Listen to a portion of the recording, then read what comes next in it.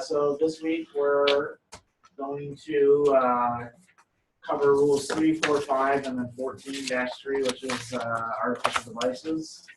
Then if we have time after that, which we may or may not, depending on questions and other discussions that come up, we'll jump back to 4-ball stroke play to cover that, since we do have quite a few events that have that format of play. All right.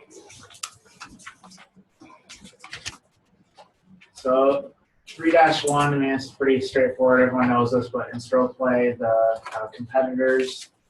So whenever if you're taking a rules test or something like that, you see the word competitors, you know we're talking about stroke play, whereas opponent would be your kind of key for match play. But anyway, so in stroke play, the competition consists of competitors, and the people that have the lowest score win the tournament, right? Pretty straightforward, that you all know about. And then the handicap, the person with the lowest net score wins. Again, we all know about this, so we'll move on. All right, 3-2, failure to hole out. Competitor does not hole out, and they don't correct the mistake before teeing off in the next team ground or before leaving the green in case of last hole. They're going to be disqualified.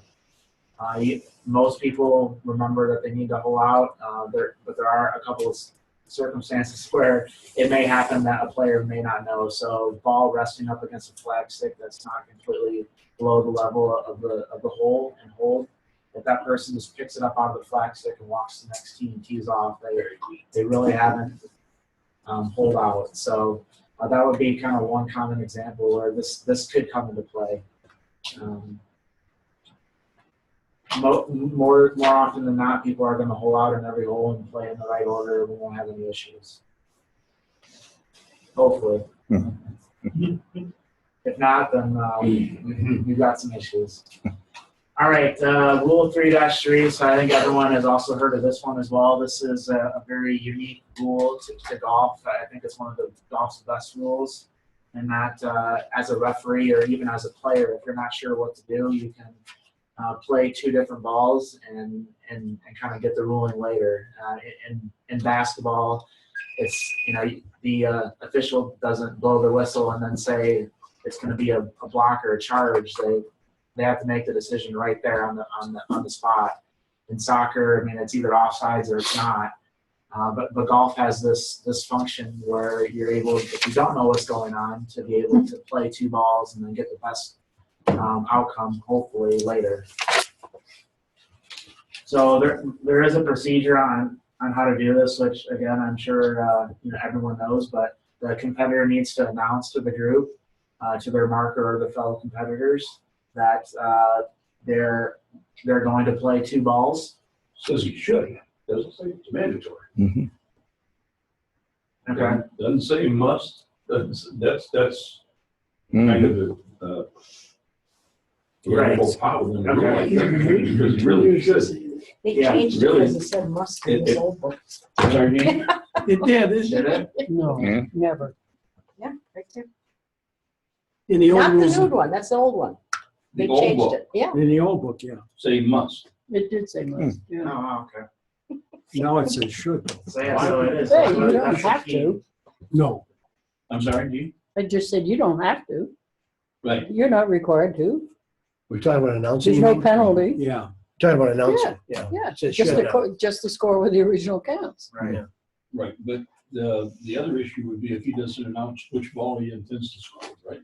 Yeah. I thought he had to announce that. Well, I think you don't have to if you don't. And we'll get to this, but the original ball counts if you don't announce which one you want to count your score, unless that original ball is not played according to the rules.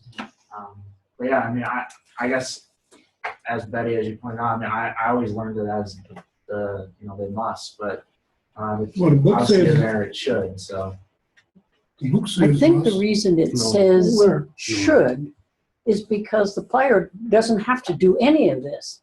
I mean, he can go ahead and not forget to announce and forget to choose, play 2 balls, and then no penalty.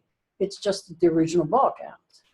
Well, see, if he wouldn't announce though, if he wouldn't announce, then he still goes and plays 2 balls. Now you got a different. No. Mm-mm. Mm-mm. Well, how do you know what he's doing?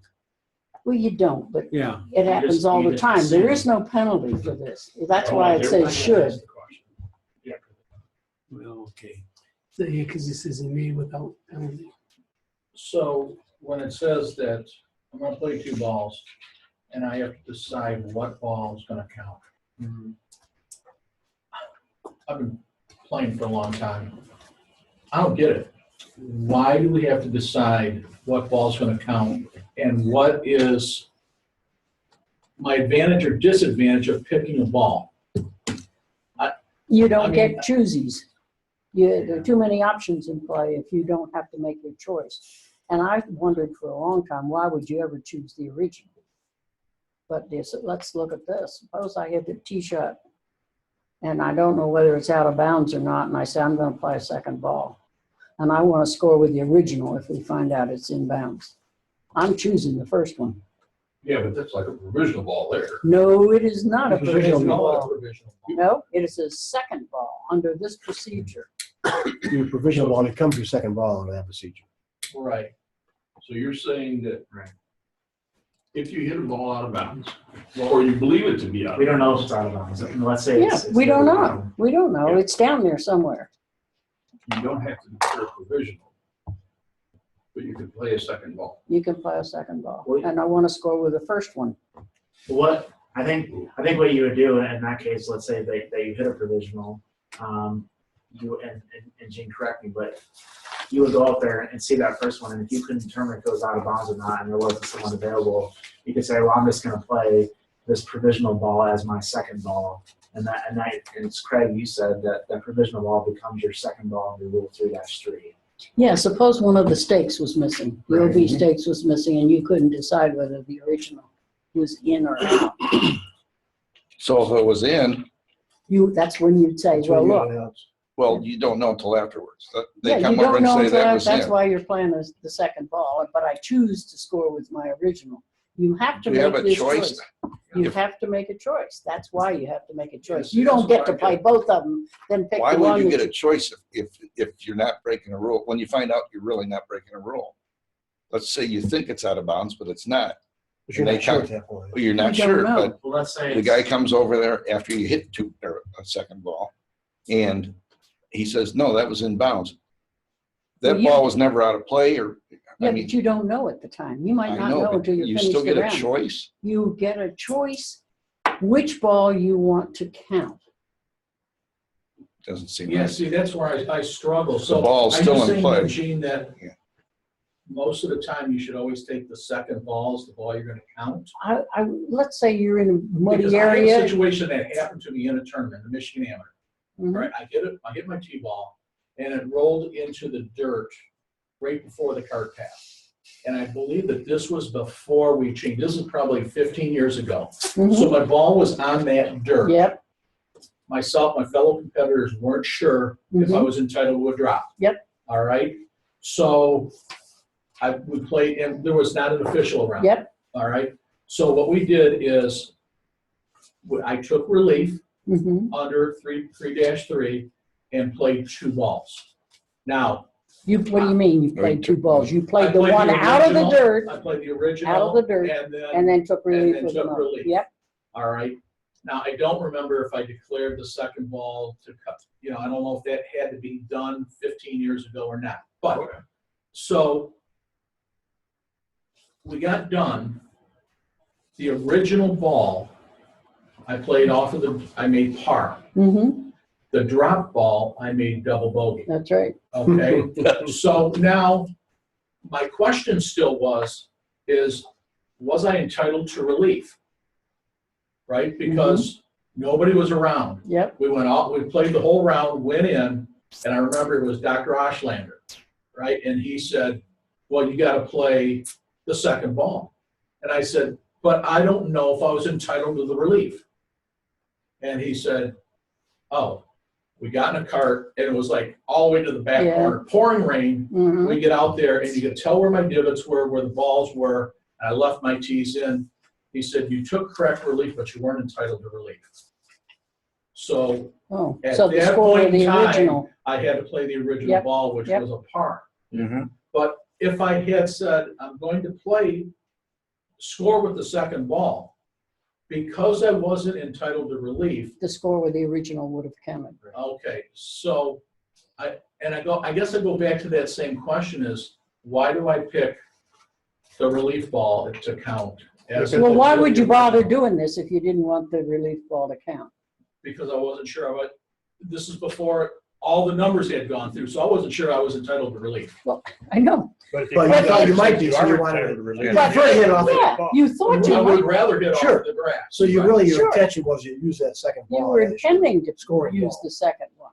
Okay. Yeah. The reason that you choose is because in your situation, if you would get relief from that ground under repair, let's just call it, let's say maybe a potential ground under repair area, you would be able to score with that second ball. But in your case, since it was deemed through the green, you had to take the ball with that through the green, and that's why you have that choice, is to be able to give that, but also protect you from, if that's not ground under repair, you can still play that first ball and be okay.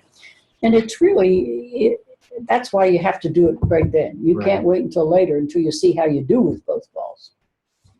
I have a question. Okay. After you do that and you go, you find he plays the second ball. When he goes, he sees the first ball's inbound. Does he pick up the second ball if he doesn't want to count the second ball, or do you have to play them both out?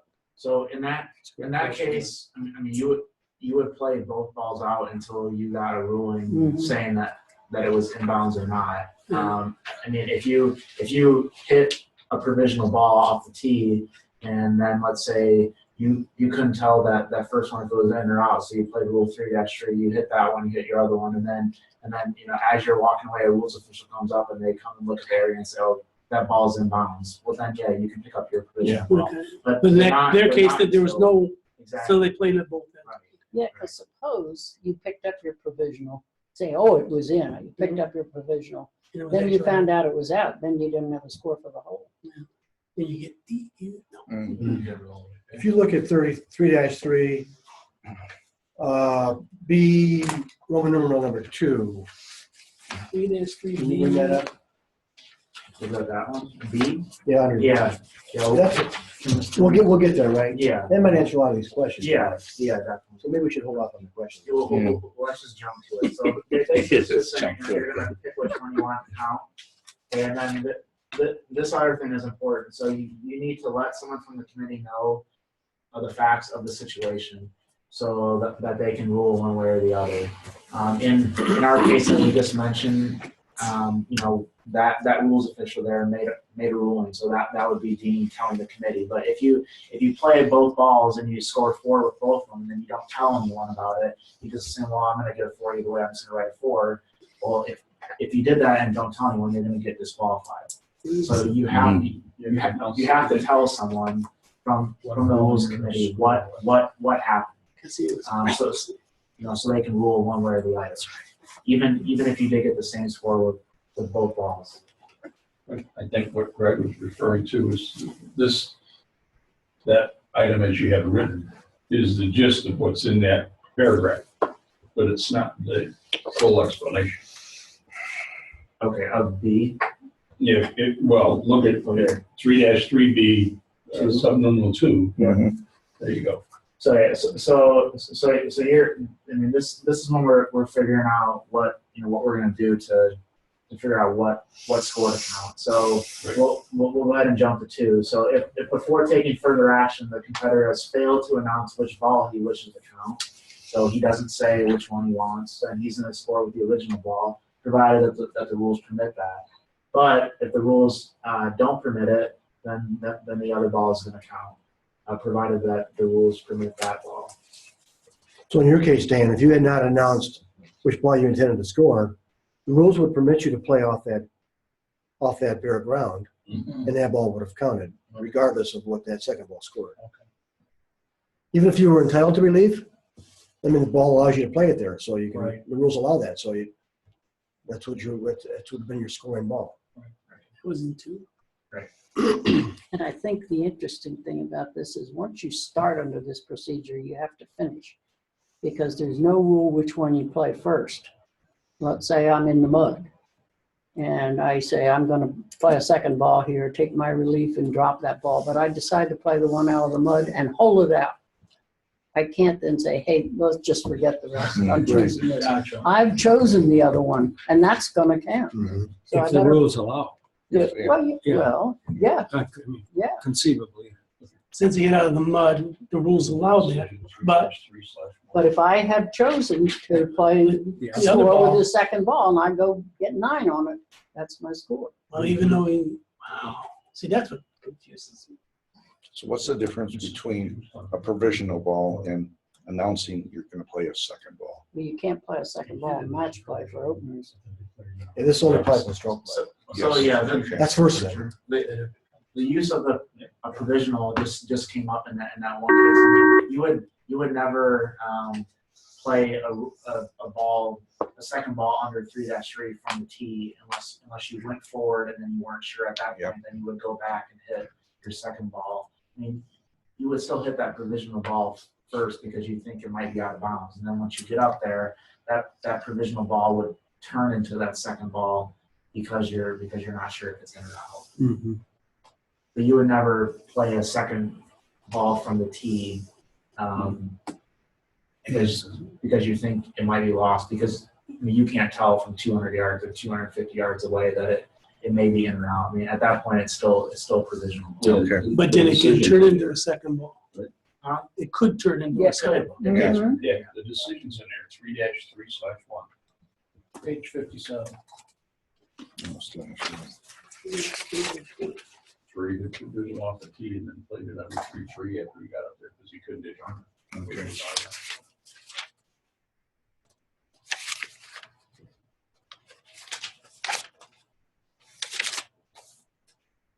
Mhm. Okay.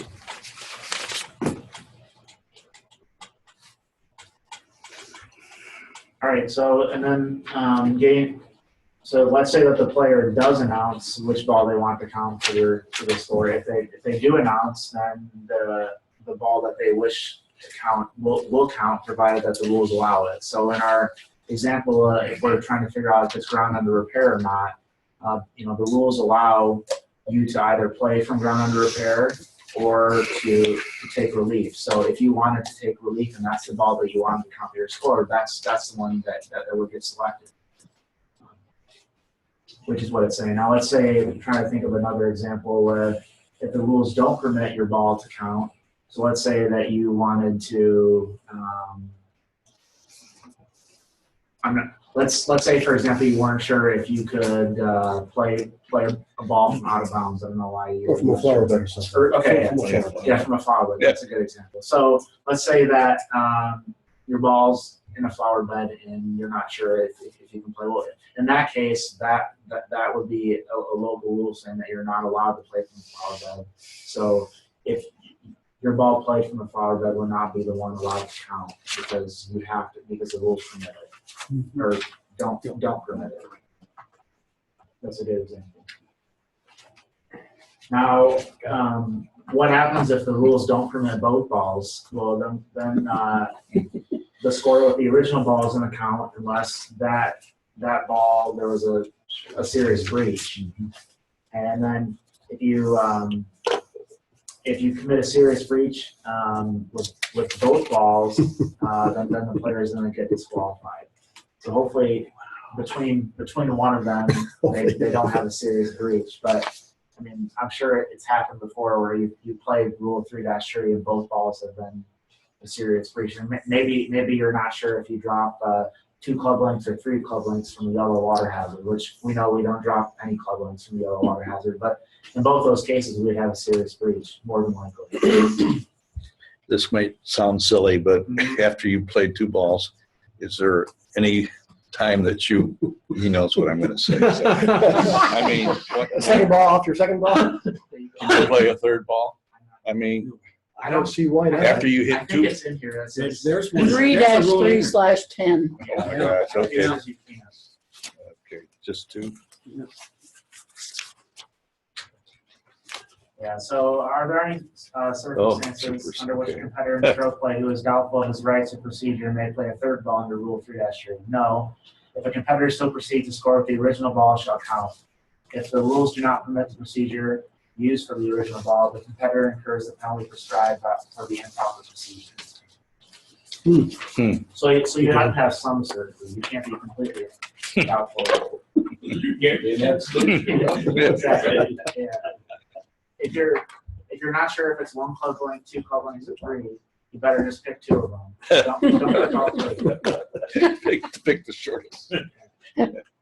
Maybe just go with two that's in the middle and just Yeah. hope they got it right. But yeah, no, that's a good question, obviously, because it made it in here. So. That's really, I guess I should have read on.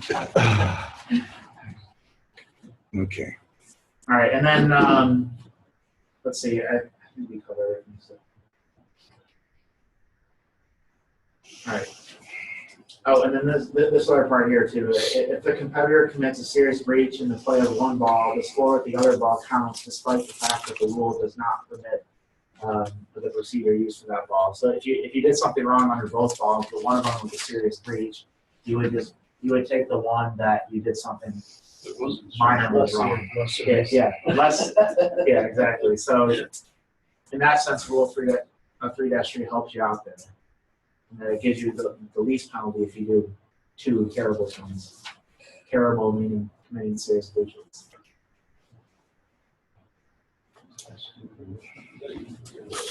And then the other thing too that just going back to this first page, if a competitor has taken further action, then they're not allowed to proceed under Rule 3-3. So further action would mean making a stroke or something like that. And let's say that your ball is in some mud and you hit it, and then you hit a really bad shot. You shank it out of bounds, and you're like, well, maybe that was drawn under repair. I'm going to play two balls. You can't do that once you hit that shot. So you have to do it prior to making further action, or prior to hitting a shot, or putting the ball into play, or something like that. That would determine or equal further action. And then, as Gene said, if you were to play two balls and hold the first one out and say, I don't want to do the second one anymore, you have to continue with both of them until you get a rule. Continue to the end of the hole. Don't play like your entire round with the two balls. Just that hole. Just want to make sure.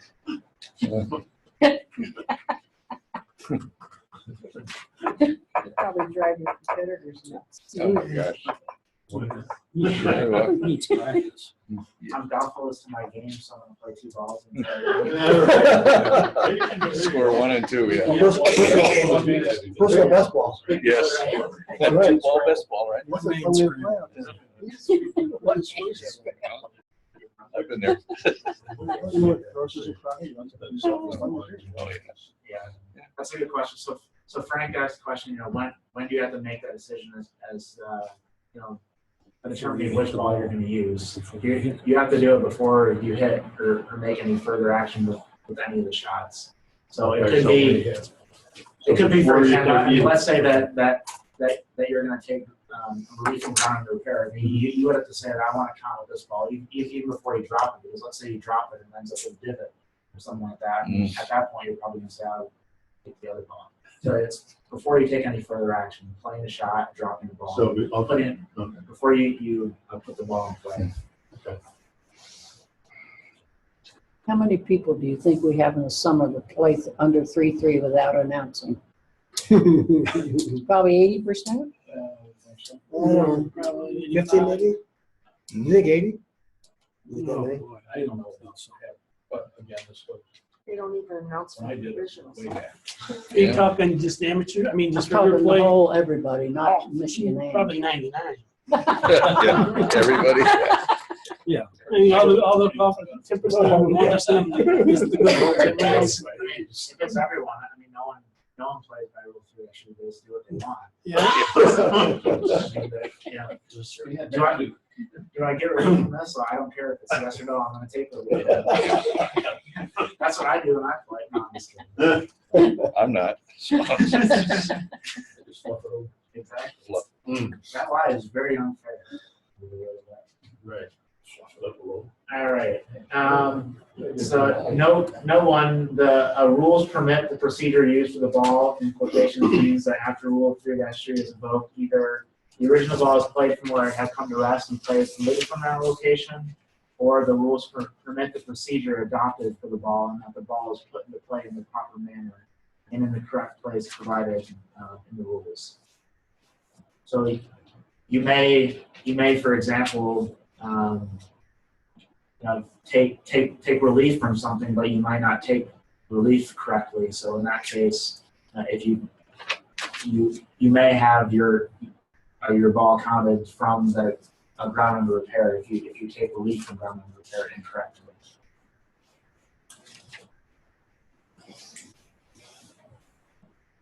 Note 2, if the score with the original ball is the count, but the original ball is not one of the balls being played, the first ball put into play is deemed to be the original ball.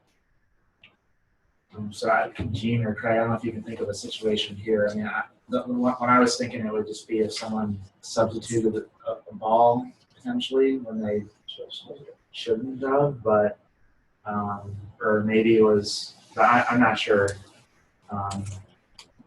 Or They try to declare Maybe it a ball, maybe a ball down a gopher hole that you can't get back. okay. That would be an original ball that you can't put into play. What if it was like if you weren't sure if it was 2 or 3 club lengths from the ladder or water hazard, and I guess that would that be You'd still probably be using your the original. original being one of them? Okay. One yeah. of them. So I don't know, Yeah. but it's in there. So obviously something happened with it, or one of the lawyers that wrote this thought it was important. If the water too deep to retrieve your ball. Yeah. But you wouldn't want that original ball to count, would you?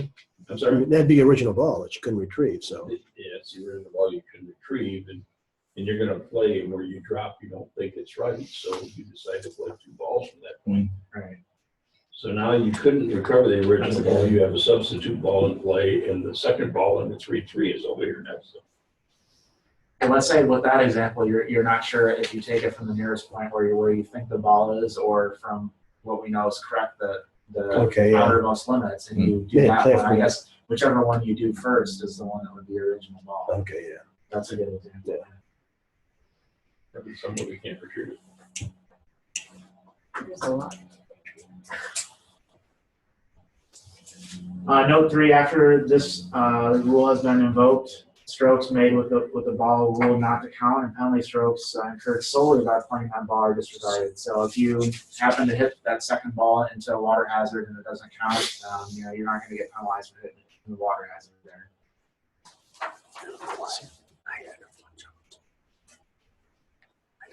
3- any questions about 3-3 before we move on?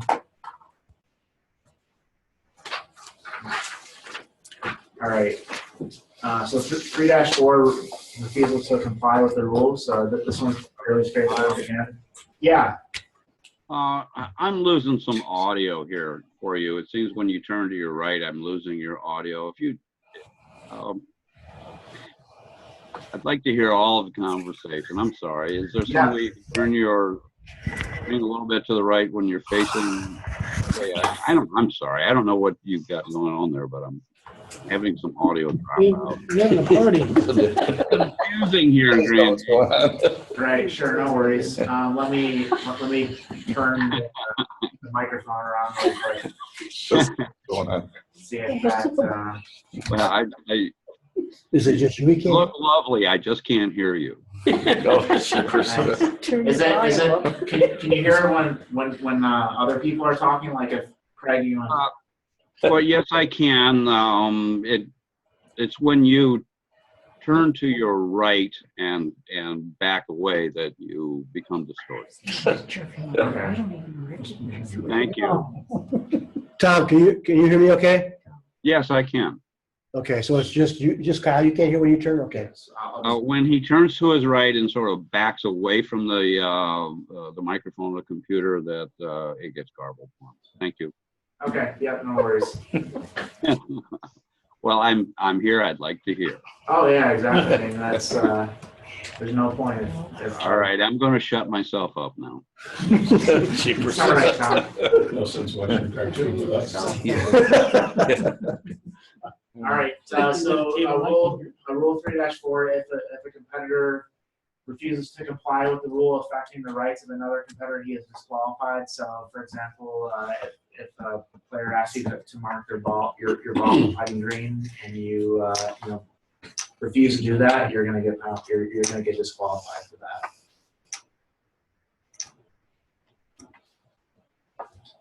(3-5), so the general penalty for a breach of a rule in stroke play is, again, Rule 3 is stroke play is 2 strokes except when otherwise provided. There's lots of situations that are otherwise provided that don't make the penalty 2 strokes, so it's probably more general that it's not 2 strokes than it is true. All right, key decisions here: 3/1. And then 3-3/6.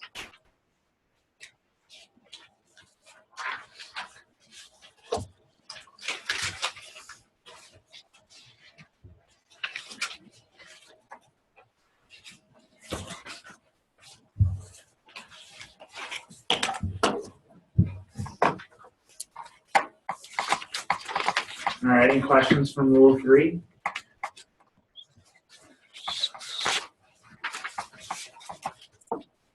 All right, number 4, clubs.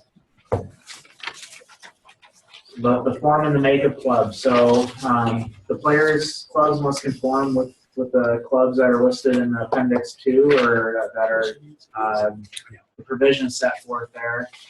As many of you guys know, the USGA has a conforming club and ball list that the players that are playing in tournaments need to have. So we do require the players to use clubs that are conforming. We don't require grooves that are conforming for GAM competitions, but for USGA qualifiers we do. But the clubs themselves need to be approved by the USGA. And actually, I think this year or next year, the RNA is actually starting their own testing as well. So I think the facilities at Kingsbarn in Scotland that they just opened up this year, or it's opening up next year. But so most people's clubs are on that list. But if you ever did get a question, we can access that list via the website, and we can check and see if a wedge or something like that may not be conforming. Somebody's playing golf club. Right. Now, for a USGA qualifier, those have a little bit more stringent. There's a groove restriction which is in here, but that's going to be for USGA qualifiers only. Only way you could figure that out was to watch the grooves. Right. Well, but they also have an approved list. Right. Yeah. So for that, pretty much any club made since 2010 by a fairly well-known manufacturer is going to comply with those groove requirements. But we do have some people sometimes that play with older wedges that, like, I believe one of the wedges I have is non-conforming. I don't plan on playing in the USGA qualifiers anytime soon, so I'm not going to switch. But yeah, there you go.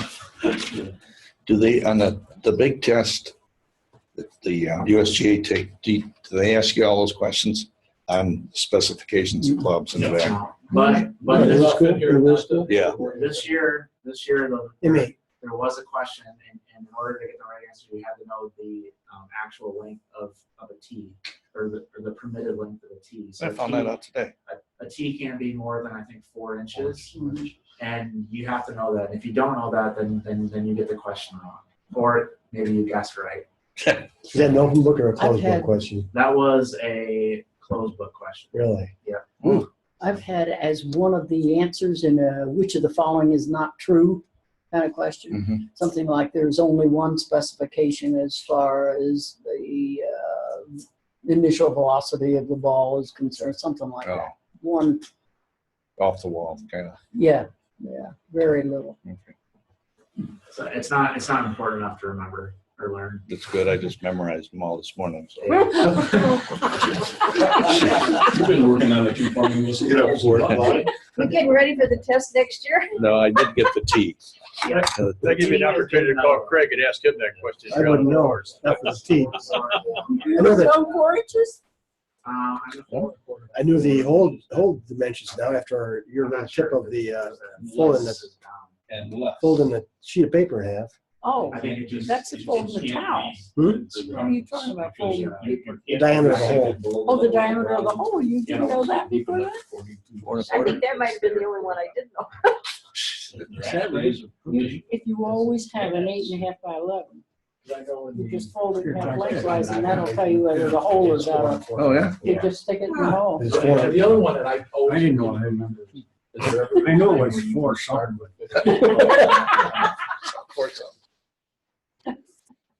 If you declared it out of plan before. Well, that's one.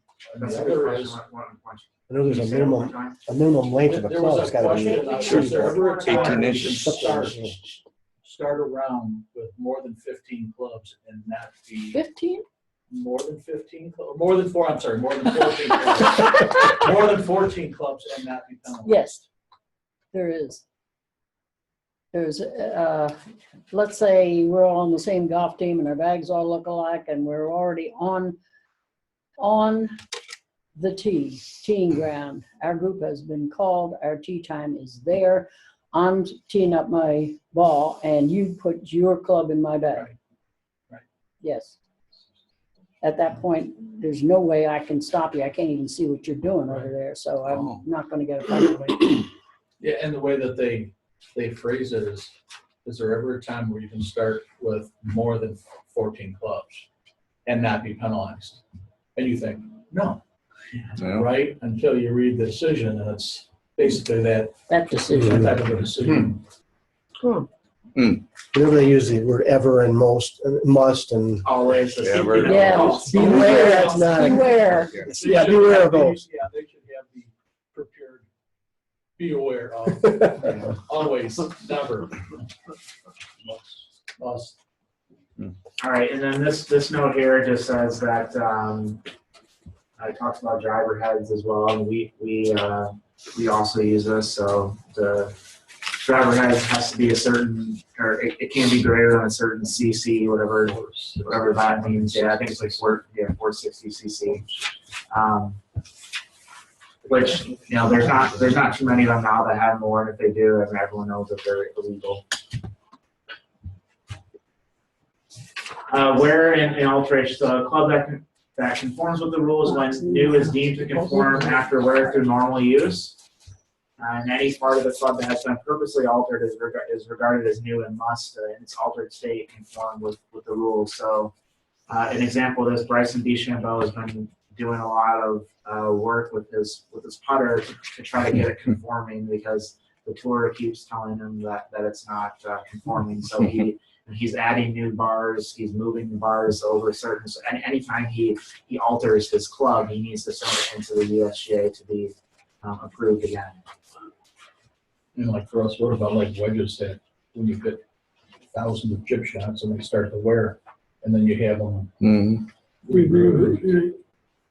I don't know how that works. I mean, Well, once it becomes unfit for play, because there's no The rules. wear is okay, but once you have them Yeah, moved, then you have a problem. then you have to probably resubmit them. I would imagine if you had worked on them. If it's just worn down, then it's fine. Yeah, if they're worn down. But Yeah. The only part of my club that's not worn is the metal. Where can you get a new roof? Who does that? A lot of people. I wouldn't know. Must have more than a new club, right? Spot. Right. Yeah, I know golf. That's the truth. Right. Sure.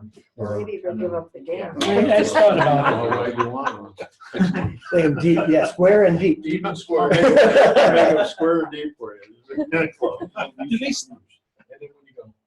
Kyle, they still allow square grooves? Remember how that was a big thing back years Just- ago? I think just the Ping- ping. just the ping's got Ping is the only one that carried had it. Still- 1990 pings. Was it Before 1990. before 1990? After that, it's I'm not sure. That's what it said. It says it here. I think it's like one of the first decisions. maybe it Yeah. references I that. still have a, The ping eye Yeah. two. Ping eye twos. 1989. yep, Ping eye. orange. Exception right here, yes, it's They're four illegal. 4-1/1. Which one is this one? And at the very end, you see exception PI2, made before 1990. That's March, my- March 31st, 19, so if they made it, So they gotta have April a 1, birth 1990, certificate, you're huh? not good. They That was do. a $50 million lawsuit, so, between Ping and the USJ. Yeah, okay.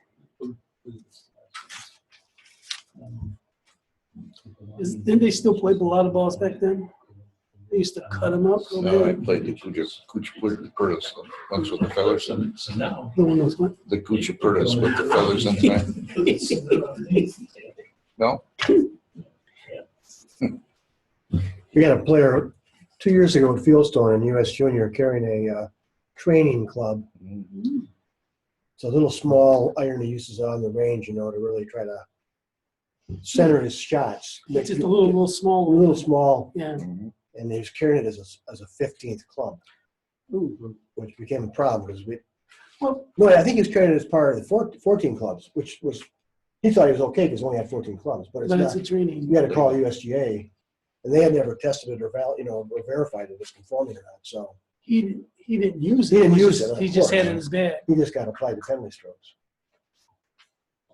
You Yeah, can have an illegal club in his bag? You can't even carry it in the bag. It's You not can't? conforming. No. If you use it, you Well, the can't. donuts too, you can't have a donut either. You can have it as long as you don't use it. You can carry it in your You bag can't carry- Then why couldn't you carry that? because it's not. It has to be non-conforming. Hmm? It would A have to donut be is non. equipment. A donut's equipment, The not a training club. club. about that one. Yeah, but you put on your club, then it comes illegal. Yeah. Yes. Yeah, it never been submitted to the USGA for. It might have been conforming had they submitted it. Yeah. But it's. And he didn't Is clear it, it out. is It didn't declare the one it. that just got the little small thing that you use on a driving range to hit the ball? Yeah, it's a small little iron with a real small little head. Yeah. Yeah. Well, he could have declared that If you a see play. my golf turned it bag, I upside have down. It could have, a yeah. broomstick handle in it that I can use for stretching, but it has no other benefit for teaching how to swing or anything like that. So that's legal. Because you could use it to stretch when you're out on the course. And I also use it to put my head covers on. Well, there's also, there's I also, Lay use it on the those. ground. there's But that is- basically also the kids that have those marking sticks. And when I first found out about those, and then I worn them all. You can't have Gotta leave those? it in your bag. You can't bring it You out can't? on the Right. when you're taking a You shot or can't anything. take I have They use four. it for training. You just can't use them. I have those kind of things in No, my no, training no. bag. I don't have it in my golf bag. Not even during the round, I mean, between, let's say you're, No. No. not even in Not between during- holes. Not during stick play round. You can't use that. I never did, but I never If you pulled it out and used it to stretch. well, No, like. Or use it for what it's used for. yeah, well, But no, you I- can use a golf club and do it though. If you used it, let's say to smack something off off a tree or something like that, or to get a towel that may have went in the water, I mean, that's fine. If you're That's not fine. using it for its purposes. Purpose, right? For as a training aid. If you declare a training aid out, Yes. right, and then in between holes, you use that thing. Ooh. Now you got. Yeah, Yeah. Yes, do it each. Right. Is that, I remember with somebody got whacked. She pulled that donut out of the bag. That was Julie Exter. Yeah, Before you Julie, go when I was pulled the starting, donut out I of saw the bag that and stick put on in her. it. I think Big they old asked stick somebody. weight. So loosen up because they're on pieces. Yeah. Well, no, they can- But you can I use couldn't carry my orange a bag. head cover that I weighs always 14 check my bags. pounds, like a Tiger Woods head Tell 'em, you cover, know, you can- soaking wet, Yeah. and Yeah, I mean, use it's that. just- You just can't pull it use up, put it a in leaded the front. head cover, or Well, that's. a weighted Yeah, I weighted can head see, but they don't have time to go to your trunk, because usually they're. the Oh, no, kids no, are- when they're taking the clubs out of the trunk or wherever they take them. No, They make use it head on the covers with driving weights. range when they- Oh, yeah. See it, they use it to. I get on used the to have- ground, they line up. It's a head cover, and it's got it's weighted. It's you just So, All right, we're gonna They're lucky to we're gonna get back. We're gonna get to all these Can't swing uses it of down. equipment here at the very end. So, it's a training aid. 4-2 playing characteristics change and form material. So playing characteristics change. During the stipulated round, the playing characteristics of a club must not be purposely changed by adjustment or by any other means. So if you have like a new driver now that has those different settings, you can't get up to a dogleg left hole and say, okay, I want a draw setting on this, and then on the dogleg right, I want the fade setting. has to stay the same the entire round. Now, if it does get rattled loose, you can tighten it to return it to where it was, when it started, but you can't change the characteristics during the stipulated round. So let's say that after the round's over and you just got done and you were slicing the ball all day, if you were in a playoff, you could change the setting before the playoff started, because that's not that stipulated round. Foreign material must not be applied to the club face for the purpose of influencing the movement of the ball. Okay. So exactly. Lead weights, you can't put on the bottom of the glove. But if they're there when you start, you can put them back. Well, right. Take them off. So a lead tape is a good thing. So you can actually put those on prior to the round starting, to the back or somewhere. A lot of times you'll see it applied to maybe like the bottom of a putter or something like that. And then actually there's a couple decisions. Let me see if I have it in my notes. I think I do. Because what would happen if that tape comes off and then you can't find it? Yeah, so if Well, now the club is not what you started with. comes off, you can actually put the tape back on. There's a You decision. can find it. I think it's 4-2/05. Which one? 4-2/05. The tape apply. I think if it's not that one, then Yes, it is. is it? Okay. Yeah. The tape apply to club better chance. Lead tape applied to club or shaft during round.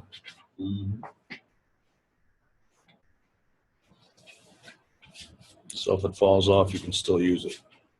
Yeah. Even how often did lead tape ever fall off? It's hard to get off.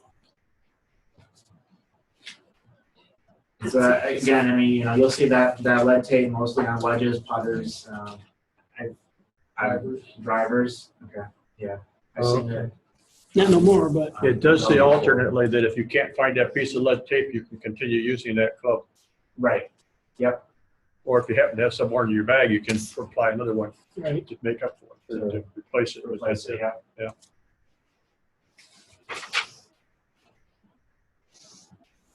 All right. So let's see here. So penalty for carrying but not making a stroke with clubs or clubs in breach of rule 4-1 or 4-2. So this is when we're carrying clubs that are non-conforming or ones that were changed. So in match play, you're gonna have we're gonna have a state of the match adjustment like we talked about last week, where for each hole where the breach happened, you're gonna get a one-hole adjustment with a maximum of 2 holes during the round. And then in stroke play, it's going to be 2 strokes for at each hole in which the breach occurred, and then it's a maximum of 4 strokes. So if you found out on the 6th hole and you had those clubs in your bag, you're going to get the penalties on the 1st and 2nd hole. First and second. Mm-hmm. So I just want to clarify something that was said. So if someone has a non-conforming club in their bag but doesn't use it, they're going to get penalized for carrying it, but they're not going to be disqualified from the competition. If they use it, then they're going to be disqualified, which is what we'll get to at the end here. So if you make a stroke with a club that's in breach of the rule, then you're going to be disqualified. Unless you declare it out of play. Right, exactly. Yeah. But no, even if you declare it out of play and you make a stroke with it, you're sort of Yeah, right. Yeah. But you can But if you declare it out of you can play, carry it and declare it out of play and be okay. Or a lot of times you'll see that people will say it's out of play and they'll put it in the base of their cart. That's fine. They can still have it in their cart. They just need to declare it out of play and then they can use it.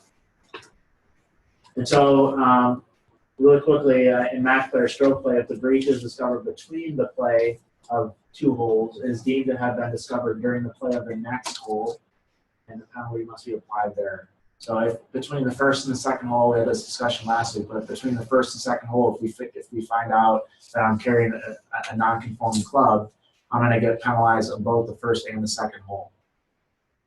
even though I haven't used it yet, or I haven't technically started to play a second hole. You know, as Craig mentioned last week, and we'll get to it when we get to 4-4, but when we're talking about number of clubs, then it's different, which we'll get to in a little bit. Okay, so then any clubs or clubs carried in breach of Rule 4-1 or 4-2 must be declared out of play by the player to his opponent and match player's marker or fellow competitor in stroke play immediately upon discovery that a breach has occurred. And if they don't do that, then they're going to be disqualified. So if they find out that they have these clubs that aren't allowed and they just don't tell anyone because they don't want to get the 4-stroke penalty in stroke play, then if we find out, they're going to get disqualified. Is basically what that's saying. And then at that point, once it's discovered, you have to declare them out of play. You can keep them in your bag as we talked about. You can flip them upside down, whatever you want to do. You just have to declare them out of play.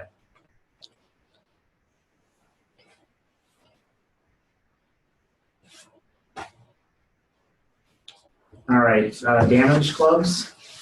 So damage during the normal course of play. So that could be something as simple as you're near a tree and you have to hit a punch shot, and on your follow through, you hit the tree and your club snaps in half. That would be the normal course of play. The non-normal course of play, or would be if you're a 10-year-old kid playing down in North Carolina with your dad, and you miss a putt and you slam your putt into the ground and the head pops off, and then your dad tells you, "Oh, you're putting with your driver or your leg the rest of the round." That would be not during the normal course of play.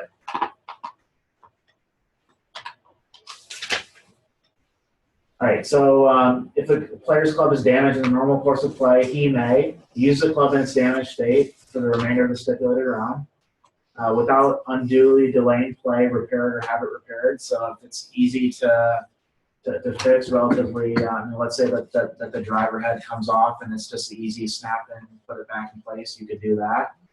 You can find a screw. Right, yeah, exactly. And as an additional option, available only if the club is unfit for play, you can replace the damaged club with any club.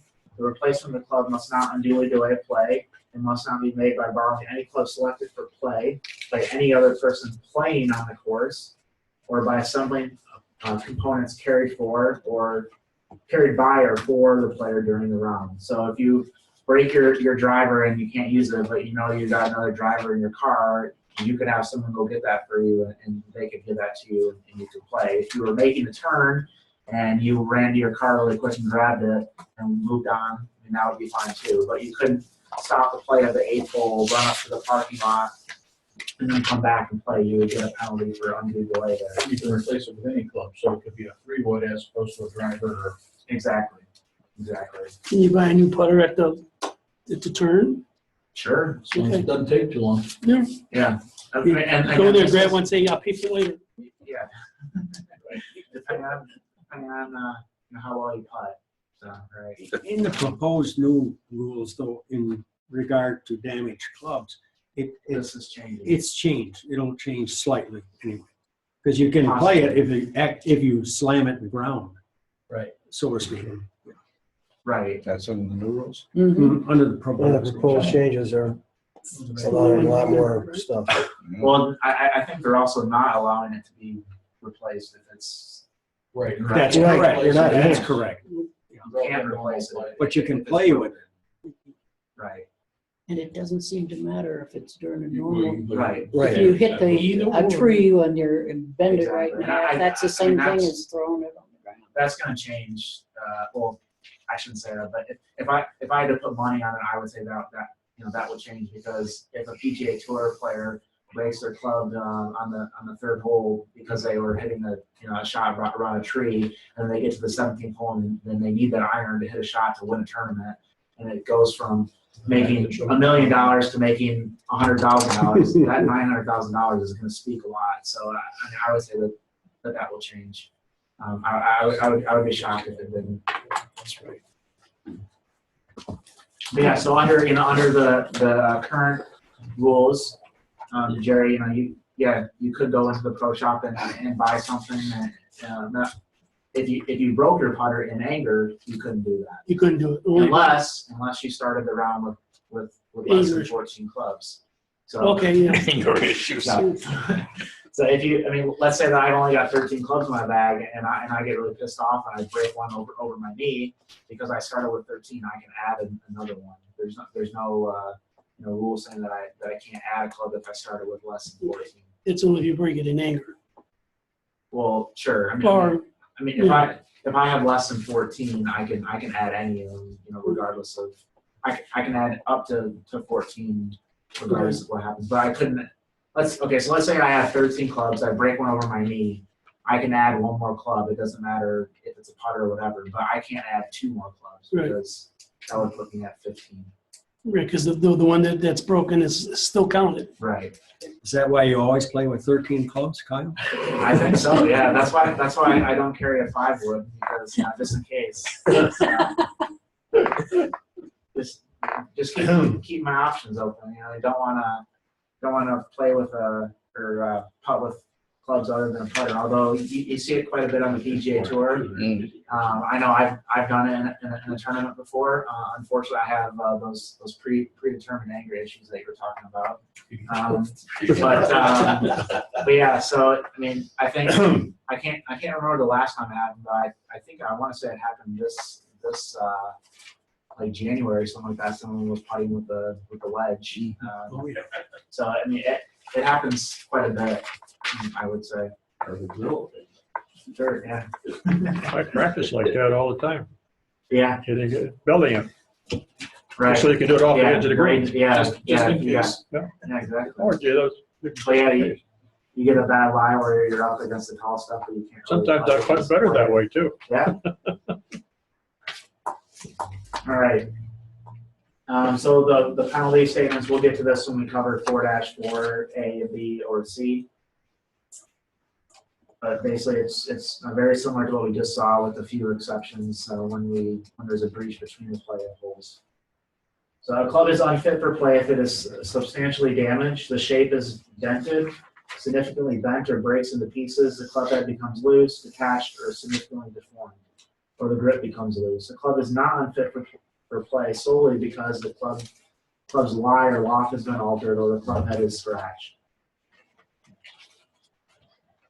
So if a 7-iron gets de-lofted to an 8-iron during the normal course of play, that's not necessarily damage.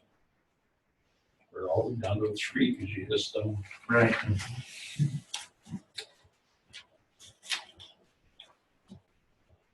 All right, so damage other than during the normal course of play. So again, this one is broken in anger.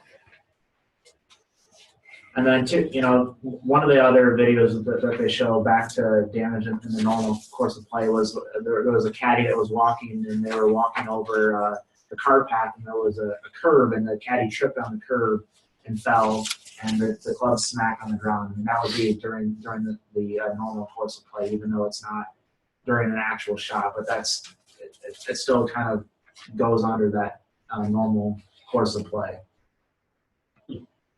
There's nothing about caddy repair there. Yeah, exactly. Hopefully the caddy's okay, and if he's not, then you have to ask someone jump in from the stands. Definitely. All right, so if during a stipulated round, a player's club is damaged other than the normal course of play, rendering it non-conforming or changing its playing characteristics, the club must not subsequently be used or replaced during the round. If you do that, you're going to be disqualified. Okay, damage prior to the round. A player may use a club damaged prior to the round, provided the club in its damaged state conforms with the rules. So if you're warming up on the driving range and your shaft bends or something like that, and as long as it's not as long as it conforms with the rules in its damaged state, you can still use it. How can be damaged and still conform? I mean, like the loft changes. That's original. That would be an example. I mean, let's say that you had a 8-iron that you warmed up in the range and it de-lofted to something else. I mean, it would still be conforming because it's. What about the grip? Yeah, the grip, but comes If the loose. grip tears or comes Mhm. loose or something happens to it, Okay. I'm thinking that would still conform. Yeah. So, intent. If there's no way you can tell if it's damaged or, if it happened and all of a sudden your 7-iron's going acting like an 8-iron, then you know. Other than that, Well, sure, yeah, exactly. Or I mean, you can have your putter be bent and you don't know, and that bend could cause it to be non-conforming. And you would never know that, but I mean, you would. Let's say that on the last hole you realize that your shaft was crooked. I mean, you would point it out, and at that point, someone would have to make a decision whether it's non-conforming. And if you guys ever ask me that question, that's a good luck. Can you say that anytime a shaft gets bent, does it become non-conforming, or you can't say that? I mean, how do you know? I mean, I would It always doesn't struggle. matter about the non-conforming, it's damaged. But you can continue to play if it's still conforming. Oh, yeah. So like, Well, we've had it happen 3 times in Michigan that I know of where a player missed a 1-inch putt, banged it against his shoe, bent the shaft, and then tapped in a putt. DQ. Gone. because of the All shaft. 3 times. One was a PGA, one was a Michigan AM. So in that case, the shaft got bent. Yep. Non-conforming. It's non-conforming. Must have hit his shoe pretty hard. Yep. Yeah, his toes were not broken. Well, he didn't hit it on the toe. He banged it up against the side of his shoe, and it bent the shaft. and you used it. And then he tapped it in for 1 inch. But if you damage the shaft, I didn't think you could, you have to play it in that condition for the rest of the round. You can't go and work it on your leg to Yes, straighten you can fix it. it. Can you? Provided that's during the normal course of play. Fine, yeah. Well, okay, Right. yes, I'm sorry. Yeah. Never mind. Yeah, you can repair it if we go back. If you accidentally throw a club and hits a cart and bends it, does it? That's That's different. That's not. Accidentally. Well, it slipped out of the hands because the grip was. Okay, let's say, for example, you're hitting out of a deep face bunker, and you hit the bunker shot, and just because it's easier, you just toss your club out. And let's say when you do that, Hit the somehow, rake. yeah. Or the I cart. would say in that case that would be the normal course of play. But if you hit a really thin bunker shot or bladed it in the water and you threw your club up there near your cart and it made a lot of noise when it hit the cart, Yeah, that's probably not the and it spins and comes down. Yeah, exactly. There's a whole bunch of definitions in 4-3/1.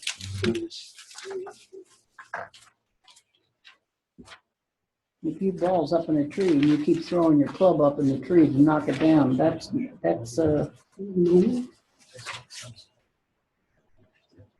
normal course of play. It says here, no, not if you're throwing it.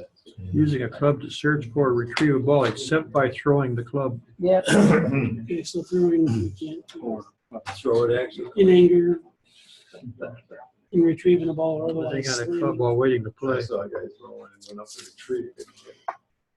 Yeah. And that thing was so far out. I mean, Four chunks days, of 3 days, tree, 9-5. it was like I almost 10, ran 12. over. So it wasn't an accidental It's not call. size throw. He got that. So he was in the bunker, and he had 2 clubs. Threw one out. Threw one out into the deep stuff, and then he waved me over for a Oh, roll. yeah. Oh, right. You can't throw a club to retrieve a ball or anything. So I was the outside agency. Okay. I just missed running over the doggone thing. I did miss this guy that was. Actually, it says or otherwise, so that, He did that would bad be shot if and you try to break just the throw club. it on the top of He would take it off his knee or hit it over the bunker, that's still, Yeah, the driver. and it breaks. Yep. And I thought he should You're have all up. chew because Yep. of his, Yeah. his Accident finger. or not normal course of play. I was actually afraid to play. I don't blame you. Every time he hit the ball, I go like this. He would get out of the way. No, if you Nice guy. bend it accident, When I was in school, I was, my golf coach was always waiting in on 9 holes to see if I was putting my 2 poison a whole iron. of play, like My my putter. putter. Or you should. That was- And I was, I never got angry with him. But Kyle, didn't you say something about if you're in the bunker and you just throw your club up on top, it's okay? Well, according to the examples of non-conforming plays, throwing a club whether in anger, in retrieving ball, or otherwise. That's non-conforming if it breaks or if it gets damaged. So then you can't replace that club. So just throwing it up there, not in anger, but it fits the otherwise category. Now, I think at that point, it would just be determined whether, you call that throwing or tossing. I mean, I would say that that's tossing, not throwing, but you're right. I mean, if you were to get penalized under that otherwise, I mean, I think it would be acceptable to penalize You'd have a hard someone, time getting it but, overturned. I mean, I would say that that's not a club throw, it's a club toss, and that it would be okay in that case. But, the PGA Tour might say something. Well, think about it. A lot of players carry two clubs into a bunker, then just toss one out that they're not going to use. I wouldn't penalize them for that. Yeah, I carry 2 putters when I play with these. Could be non-conforming when a cart goes by and rolls over. Yes. So, I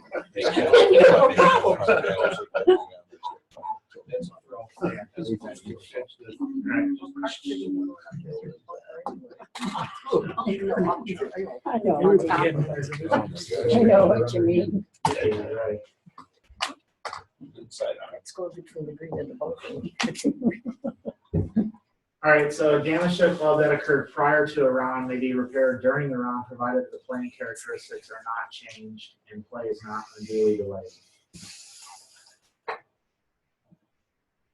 And the penalty for breach of Rule 4-3B and 4-3C is disqualification. So if you were to use that club in its damaged state and it was non-conforming, you'd be disqualified. Sorry, if you used a damaged club. Sorry, let me just make sure I get this right.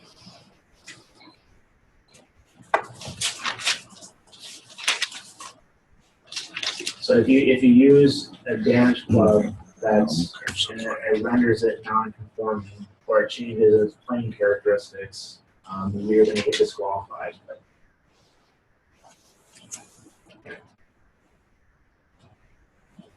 Any questions about damaged clubs?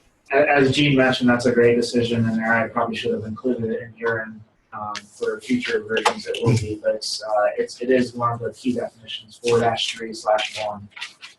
And then 4-3/2 talks about what it means to repair.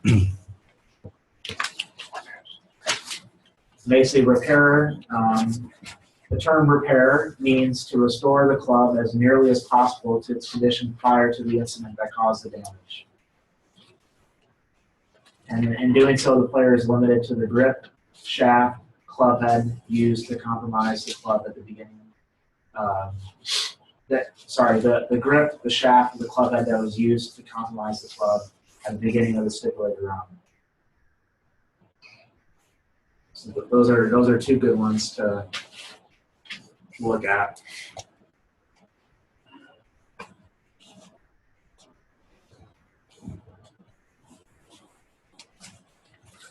All right, so 4-4 or a maximum of 14 clubs. So most of us, all of us know that we can have up to 14 clubs in our bag during the round. So this is something that the starters are going to typically ask or mention on the first tee, or it will be somewhat communicated to the players. Most of the players know about this, and the reason that we have issues is that people sometimes put an extra club in their bag because they were practicing with it the night before, or they were moving and they put another club in their bag and forgot to take out for the tournament or something like that.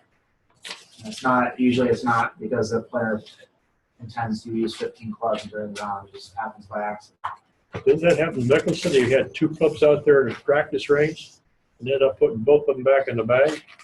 I don't know if it happened to the ground. It happened to Ian Woosman, Yeah. caddy for him. Oh, well, He you threw it in the bush, didn't he? Oh, yeah. he fired the scat, didn't he? Classic. Yeah. They still read His wife. No. It was his wife. It was his wife. Yep, It Yep. was his wife that put Yep. that club in there, not his caddy. Oh, His ex-wife or? Yeah, ex-wife and ex-caddy. Caddy. she was current at the time. Yeah. Caddy married the wife. She was current. Yeah. Changed his wife and his caddy. I just remember seeing the video and when he found out, he basically just took the other driver and chucked it. It was so funny. Yeah, right, exactly. I'm sure someone went and got it later. Mhm.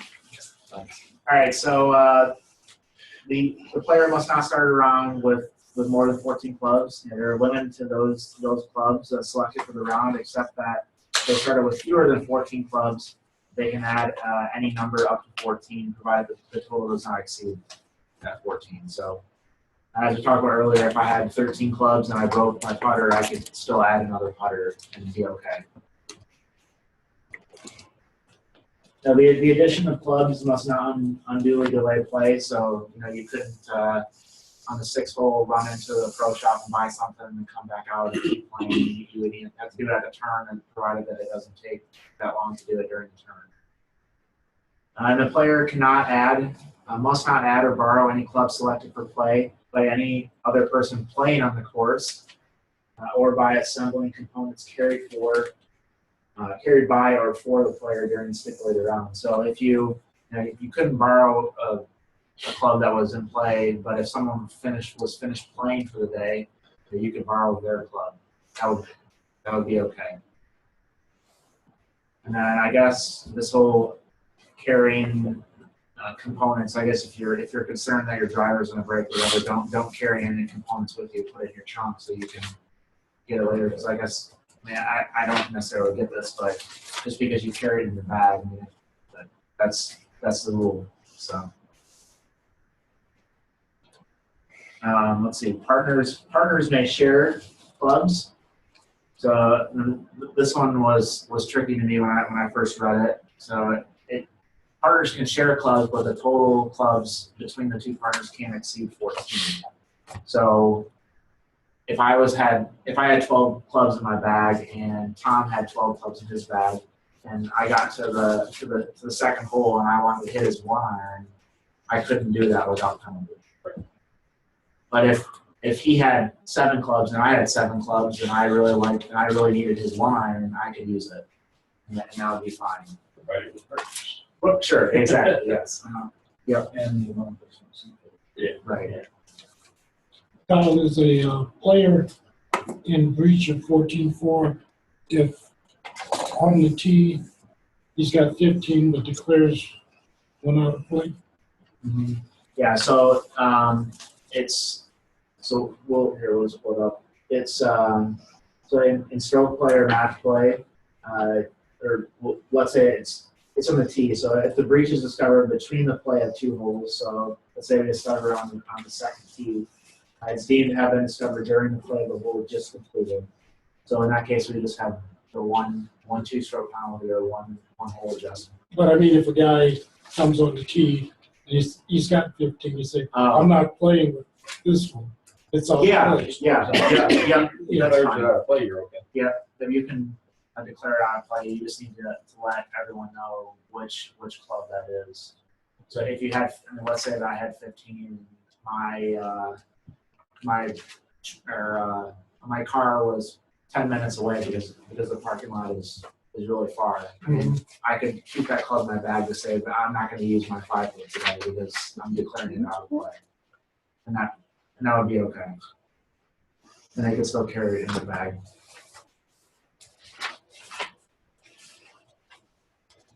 All right, so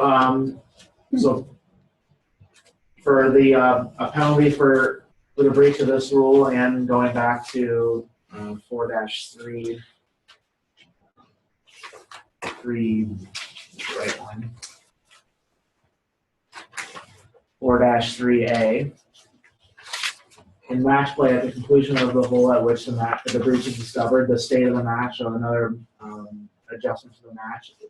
The state of the match is adjusted by deducting 1 hole for each hole at which the breach occurred, with a maximum of 2 holes per round. So in this case, if we like we said, we'll get to this later, but and then stroke play, it's 2 strokes for each hole. with a maximum of 4. But if it happens between the first and the second tee, it's only going to apply to the first hole in this case. But once they tee off. So once they tee off, Second yeah. hole, Yeah, Once anybody hits.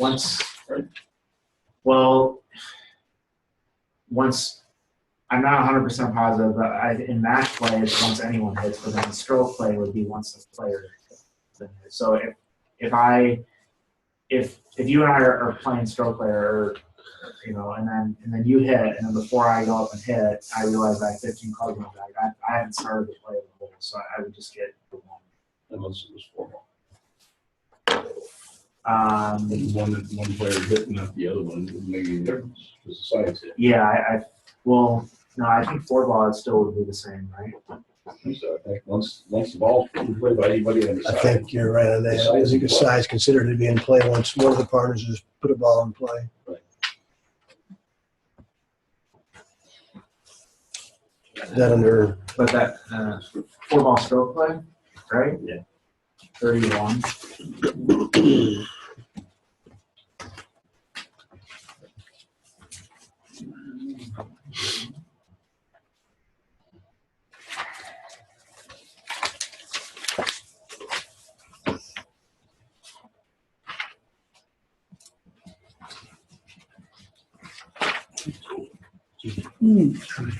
C1.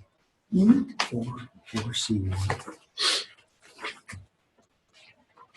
4C1. Yeah, that's the one we're talking about. Access club.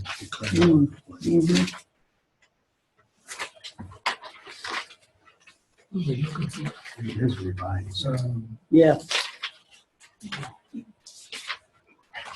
The effect of it for, 4 ball.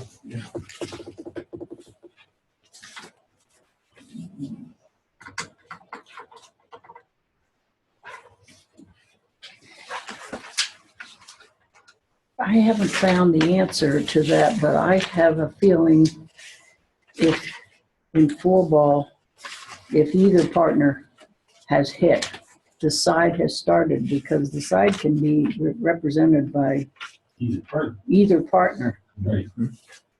I think that's the difference there in 4 ball stroke and 4 ball match. In match, as long as anybody has hit a tee shot, the match has started. But in this, I think if the side has hit a shot, the side has started. But I can't find a decision on it. Even though the scores are completely separate in essence. Yep. Yep, I think so. Because it says here, Rule 4, penalty to side. A side is Right. penalized for a breach of any of the following by either or any partner. Rule 4. Mm-hmm.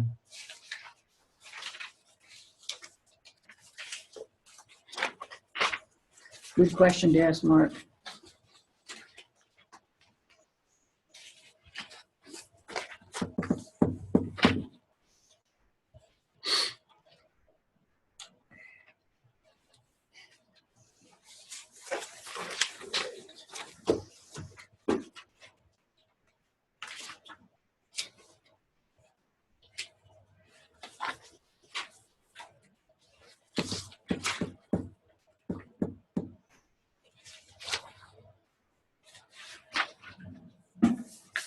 All right, here we go. Let's see. Oh, no, that's just, that doesn't know. So, let's see.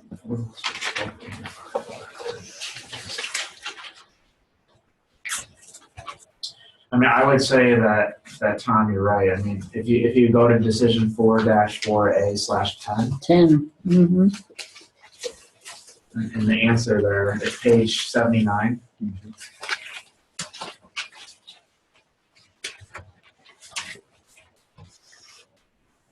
So this one talks about in stroke play discovered during the play of the 8th hole that he has 15 clubs in his bag and thus has incurred a penalty of 4 strokes under 4-4A. How should the 4-stroke penalty be applied? The A must add the penalty to 2 strokes to the scores for the first and second holes. Then in 4-ball stroke play, both A and his partner would add penalties of 2 strokes to the scores for the first and second holes. So I think with that being said, I think we would say that it would be once that side Once anyone from that side is hit, tees off, Mhm. then the they, ball's in play. yep.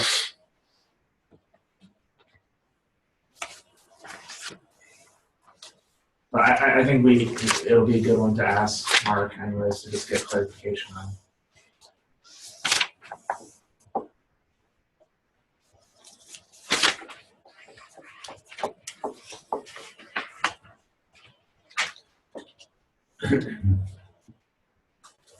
All right, so 4-4C, excess club declared out of play. So any clubs or clubs carried or are used in breach of rule 4-3A III or 4-4 must be declared out of play by the player to his opponent. In match play or this marker fellow competitor in stroke play immediately upon discovery that the breach has occurred. So as soon as they do this, they assume declare out of play. They can flip it around in their bag, throw it in the woods, where they can break it in half because they're so angry, or hit their caddy with it because their caddy didn't do a good job. But if they do keep it in their bag and they don't declare out of play, or if they use it again, that's going to be disqualification. Go back to, in reference, we were talking about between holes and if your opponent is teed off. It looks like 4-4A11 says after your opponent is teed off, Match play. that's match play. The player finds out discovers that he's got 15 clubs after his opponent or fellow competitor has played. What number are you reading? 4-4A/11. Even in match play, he gets to be absolved of the second A hole player starts penalty. around with 15, discovers Oh, you're right. zero at the second tee after his.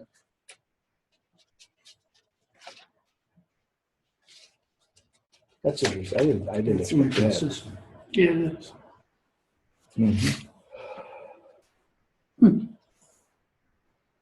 So that'd be the same. Yeah, I assume that'd be the same in interesting. 4-ball match play then. What number was that, Grant? 4-4A/11. It's 79 That's a for me. good find, yeah. Yeah. I think that would say that what we just said was not correct.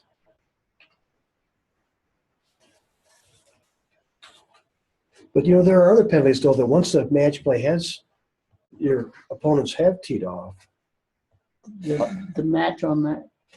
there's something there's oh. some other decision where that Okay. penalty is applied to that second hole. 4-ball match play. Because once either of them has played, the match has started on that hole. Yeah. In match.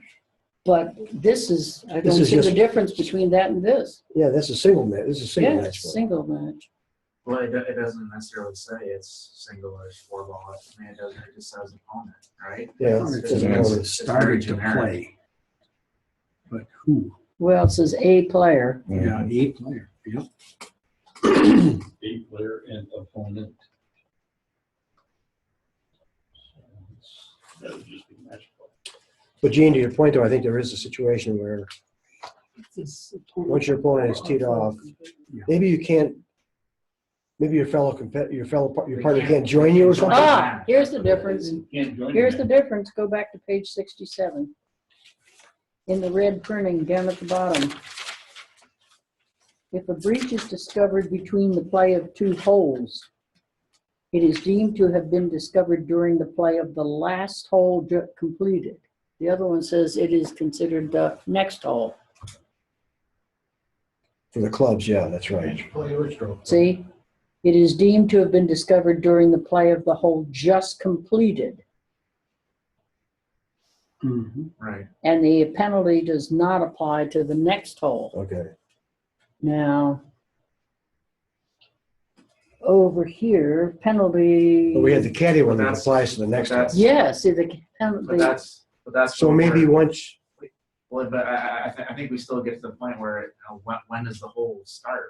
Right. Because this is talking about the breach between the play of two holes, but if the play of the hole has already started, I mean, I think it jumps back up to match play at the very first part. That's correct.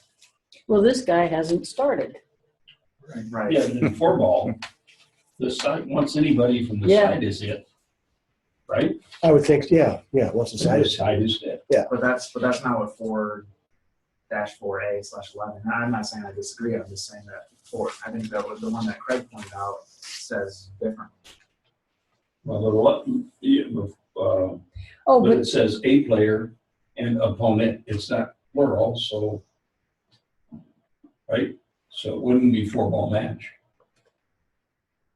But do they ever say? But in this decision 4-4A10, we're now deep into the golf course on the 8th hole. So obviously, below oh, 4-4A/11. What's that decision where your partner can't join you between? That would kind of well, this imply when a hole starts from the side. this is not in conflict with this 4-4A11. No, The it's not. player himself hasn't started the second hole, so he only gets one penalty. Because the penalty discovered at the second tee, that's between the two holes, because he hadn't started the second hole. So it only applies to the first hole. I don't find those in conflict. But So then in 4-ball stroke play, if you and I are playing a match, you tee off, well, and then I realize that I have 15 clubs. Since I haven't teed off, I only get 2 strokes. I'm not sure about the 4-ball. That's what I have to. 4-ball? Yeah. I think in 4-ball, it's once the side is teed off. Well, sugar ball is. Maybe it's a Jeff. Yeah, it's not forced.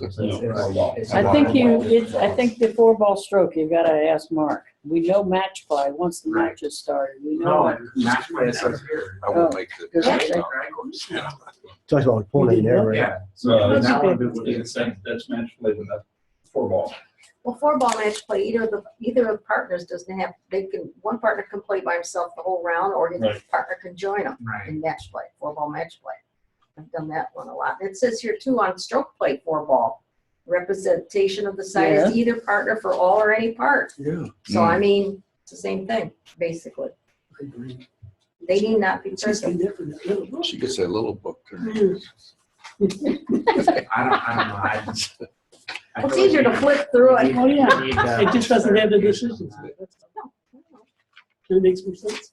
I Well, would but this say, one says it, and then if you want further, I would say that says that there would be a penalty even in 4-ball match play or 4-ball stroke play. Okay. That's what I would say. Only 4-ball. Because, I mean, in essence, it's the I haven't players done playing that. their own Neither ball. one. It's not like they're. I think it was Hmm? yeah, we did it for 4-ball match play, Mm. you know, for invitational. Those guys were bad. I was looking for balls all day. All right, I was let's worried about it. let's keep going so we can get through everything, and then we'll get to that on Saturday for those of you that are there, and we'll report back once we hear from the expert. Are you gonna be there on Saturday?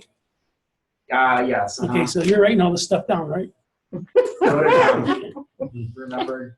I'm not writing anything down, but I'll If be I there. don't remember it though, you let me No. I talked to Mark once, that was enough. Is it gonna be You that mean you bad? really don't stupid, right? Are you Well, going? just the look you gave me. Right, you're going, aren't you? Yeah. No. All I'll right. meet you guys there. You shouldn't ask him if it's okay to carry 2 sets of gloves. Yeah. He talked Key too much. decisions for Rule 4-3/1, 4-3/2, 4-4A/1, 4-4A/9, and 4-4A/10.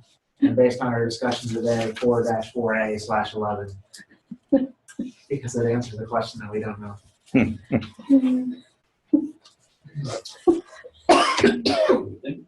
You all right? Yeah, possibly. You gonna crack me up. He doesn't hold back, does he? You want to tell us about that experience then? What did you ask? What did you ask him? It was talking about a red line, a yellow line. When you cross a yellow line, you can, that point go as far back as you want. So and since it was on the hill, since he dropped the ball and it rolled further than 2 club lengths, I asked if it was okay to play it because, that was within from the yellow line to the point where he dropped it. And he just looked at me and said, no. 2 club lengths, that's it. And I'm trying to understand this, but then he just, and I said, okay, I'll do that. I mean, it made sense to me since, like when Tiger goes all the way back, but it had nothing to do with Tiger. It was just, I went back up the hill and to get a fuller shot. But if it rolled more than 2 club lengths, and at the time, as soon as you drop, you only get 2 club lengths, and I thought that was kind of stupid because you had all that room in between. It's very black and white. Yeah. Well, after that, it was. Like it was black. That's because you were black and blue. Huh? No, I mean, it was after everybody had left. I mean, he was putting everything together, so I just didn't understand it. Maybe Do you understand it now? yes. All right, rule 5, the ball. Fine. A ball. So it's pretty standard here. The only thing that we really I want to go over quickly is the 1 ball rule, which is on page 566. So if you want to turn to that in our decisions book. Yep.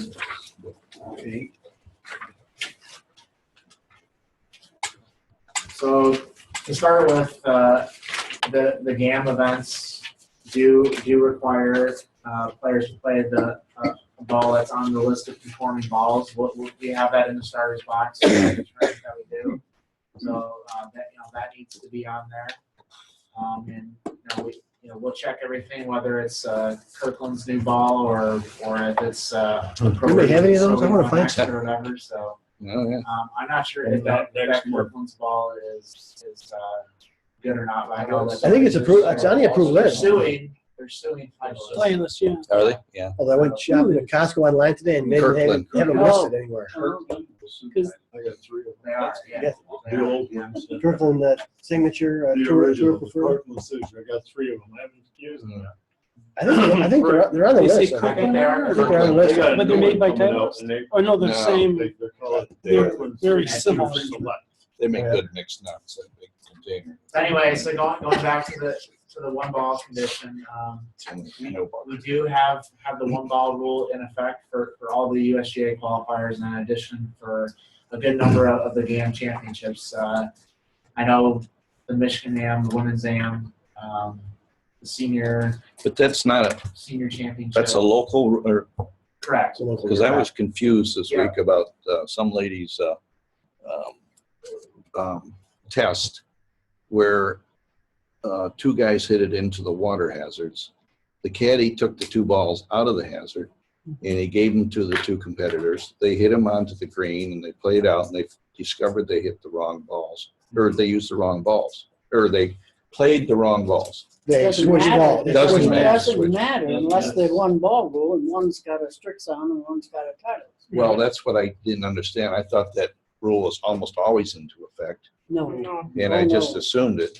no. Just in, It's Some of the in next effect, tournaments don't. it's in effect for high quality competition oh, okay. because of the time when balls were high flying, low flying, Right. more spin, less spin, ball out covered, and Well, I all that thought it kind was of always stuff. in effect. You weren't allowed to change balls depending on what the hole was you were playing or the conditions.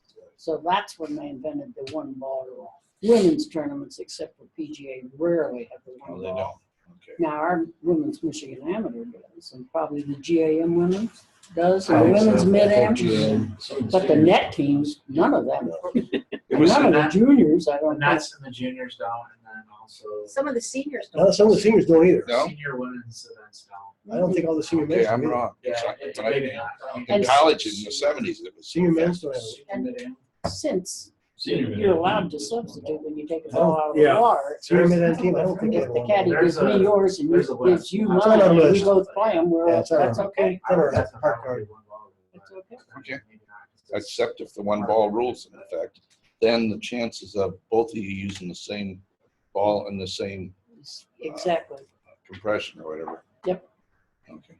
Now, Gene, they don't use that on the PGA Tour, right? The so-called 1 ball rule. They don't? Oh, I yeah. think so. Like in the state PGA stuff? No. Oh, yeah, we did. No, they Oh. don't. We did when I was officiating. They don't anymore. Because I had a player hit his ball into a water hazard, and the caddy retrieved the ball, cleaned it, handed it to the player, and he dropped it, and he looked down, and it wasn't the right brand. And he had enough sense to turn to the official and say, I've just put a ball into play, and it's not what I started with. Am I disqualified? No, in fact, I talked to Nick about it because on the last PGA tournament, I think the major, one of them, they were talking about that they don't use the one ball rule. Well, that's a change, because they used to. No, I think they should. Altitude or something. No, you can't change the compression of the ball during a round. I'd be Or really you're surprised. making the ball, no, no way.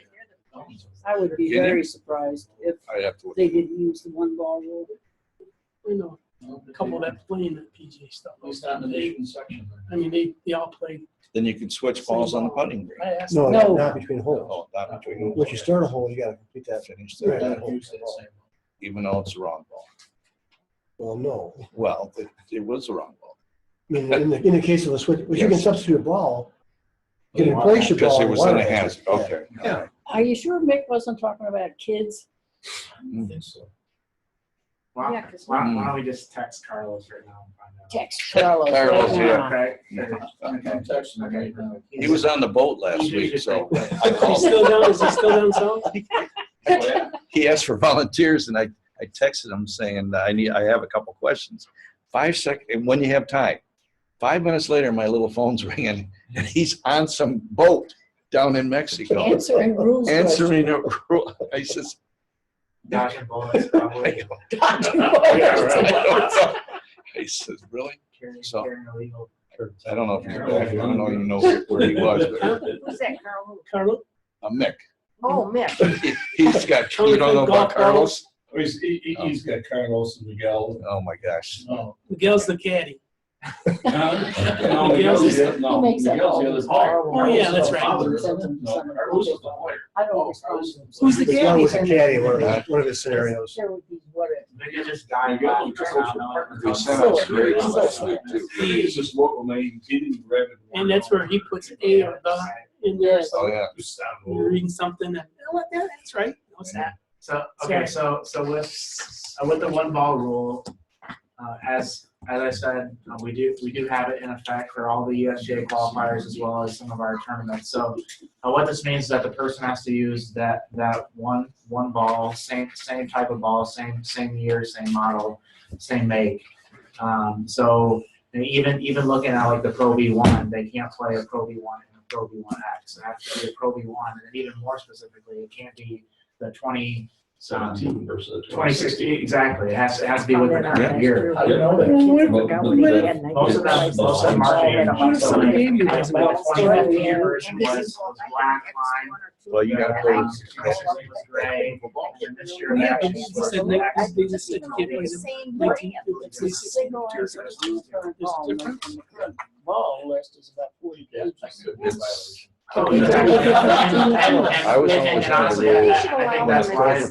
the one ball rule is just so Caddy had outdated. the Titleist You probably had at least gives them 2 dozen balls every series. And they mark your point. And then for all the other balls on Like a the Pro V1 versus. that's how they do it every round. Or just I'm different wrong. players, or the players had no idea that the one ball was in effect. and they just pulled out our balls and bagged it on. No, This year will be, we can't use it last year. And mix them? You'd have to check. You'd have to check. Yeah, I know. Because, yeah, there is a difference in some, but It depends on how they list the conforming ball list, because it's a one-line entry. So they could have multiple years on one line, couldn't they? They don't. They don't? It's very. I thought they had some that are. How can you compare the, I mean, how do you tell the difference between the two? So like on the Pro V, just to use that example, so the 2015 version, the arrows / line are black.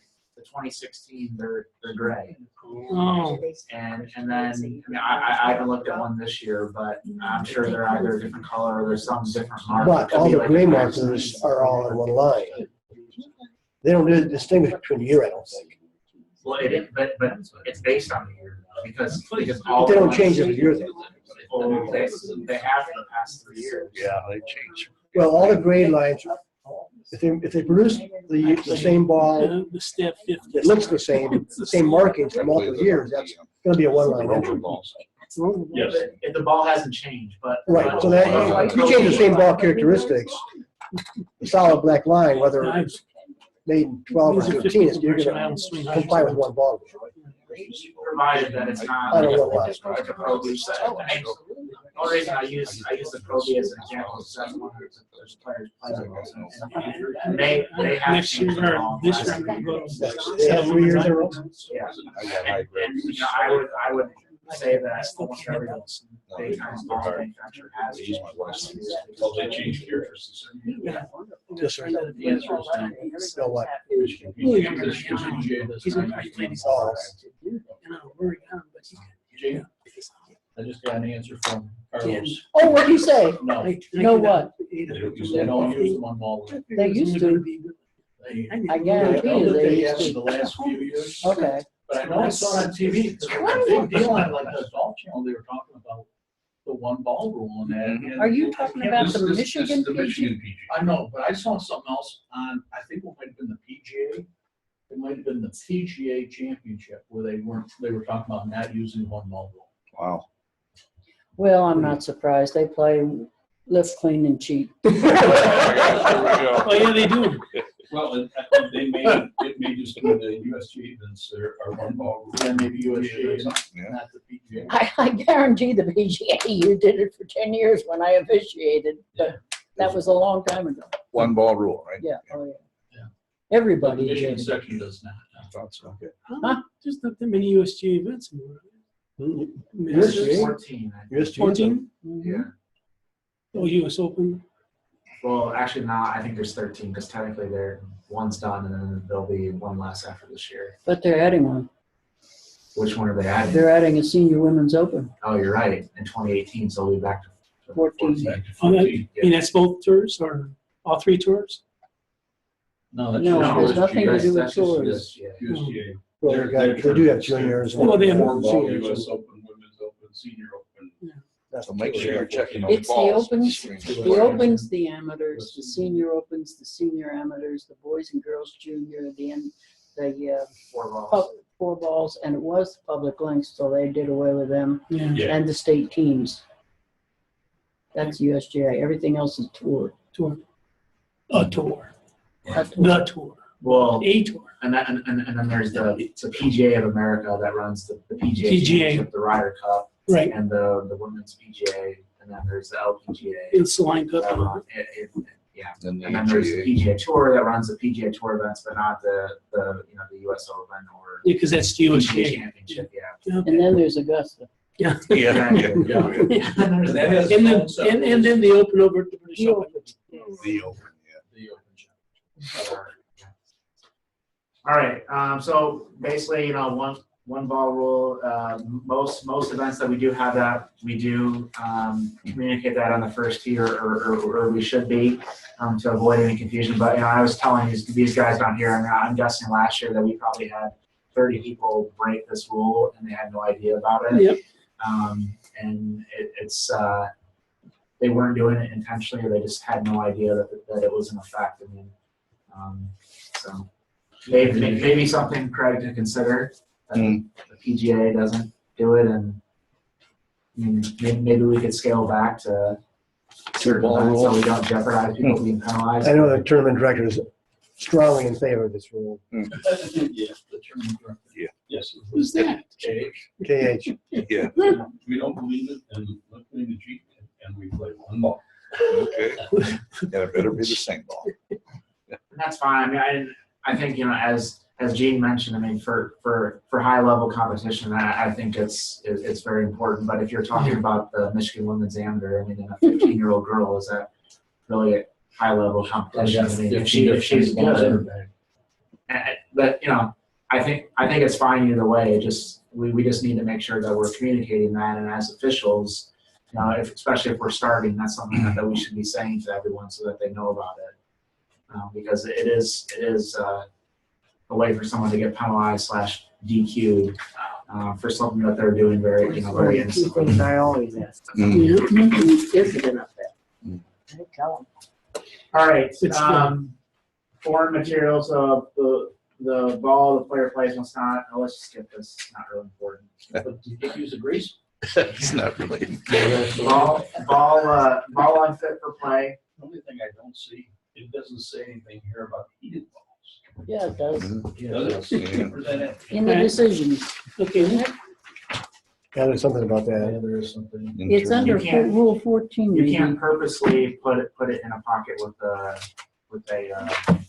It's under, yeah, it's under- but it's an if you do artificial it, aids. if it just happens to be in there and you don't know you're doing it, it's okay. Page You 221. can't put the ball in your pocket? What? You can, 221. Oh, but you can't Yeah, do but it how do you to know you got a intentionally. heating warmer in your pocket? well, that's what I was just gonna say. You may not know. It could be so cold out there that you have no idea. You might not be able to feel your hands, so how could you feel the heat anyway? That's true. 14.3-3.5, 13.5, you see that? 221.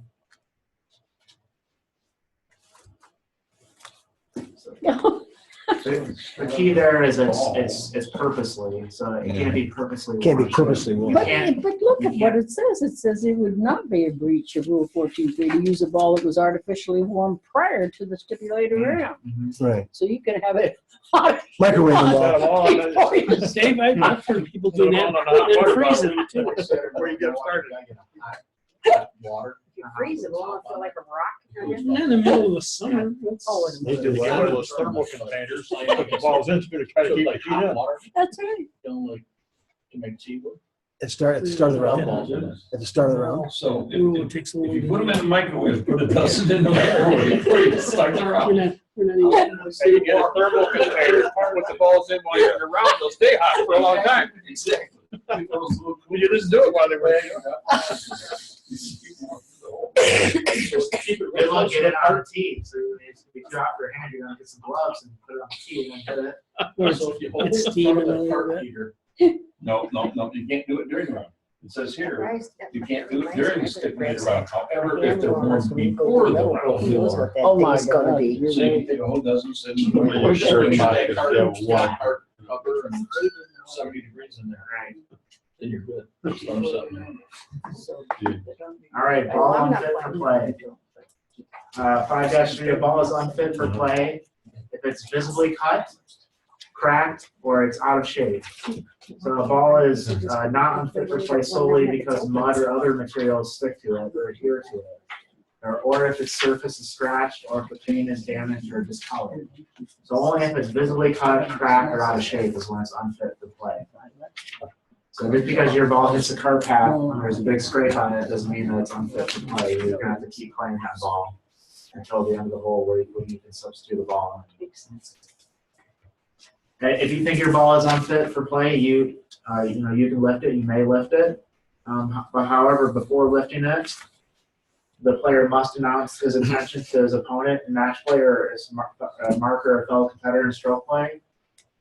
So they need to announce the intention. They need to mark the ball, mark the position of the ball, and then they can lift it. And then they need to give the opponent or the marker an opportunity to examine the ball and observe this lifting. And then they also need to place the ball back when they're done. And in that process, the ball can't be cleaned, as we talked about a few weeks ago. So would you consider like pebbles embedded in the ball, would that be unplayable? Like from a cart path, if you hit a cart path hard No. and you have embedded stones or very small stones in the ball, Mm-mm. you wouldn't consider that. Yeah, It has to be cut, Yeah. cracked, or visibly out of round. And the out of round is going away. It says not out of shape instead of Out of shape. Oh, see. Oh, that's going away. Yeah, exactly. So it's probably, you're gonna have to have it be ran over by a lawnmower or something like that. Right. Or, I mean, I don't even know if this, I mean, one situation that I had when I was just playing around at my club, I had been using this ball. It was my good luck ball. I had like a lot of good rounds in a row on it, and I kept using it, and it was like a Top Flight XL 2000. And I kept playing it because I was just superstitious. Yeah, exactly. And so I get to the ninth hole at my home course, which is a par 5, and it's probably like 570. I hit a good drive, and I just kill a 3-wood, and I just crushed it over the green. So I'm long, and then I get to it, and one of the dimples fell out. At that point, I was like, well, I still want to continue playing because I have this. Let's keep on going. So then I finished the hole, and then I stopped using it once the dimple was gone. No, it's a non-conforming ball now. Yeah. I've heard of knocking the socks off. How did I've never that heard happen? of One knocking a dimple. dimple off. That's a dimple fell off. A dimple was invented. One little dimple was gone. There's so much force. So many good shots. 39 cents. He had me until he said top flight. Those things just all apart in your Let's see hand. if the- You could have blew the dimple back. That's what I was thinking, just stick it in there. Not necessarily. Usually they say damage from the ball hitting the Yeah, I know, number. right? It's not You could have found it. damage that would Yeah, allow you scrape to- it. Yeah. Damage from hitting the But anyway, so then if the player doesn't comply with this procedure, they're gonna then get a 1-stroke penalty. So that they have to go through this, they have to announce it, allow someone to observe it. It can be a rules official instead of their opponent or their fellow competitor or marker. But if they don't go through all those procedures, they don't mark it, and they lift it, they're gonna get a 1-stroke penalty. And if it's determined that the ball is unfit for play, they can substitute another ball, place it on the spot where the original ball was. If it's not unfit for play, then they need to place it back.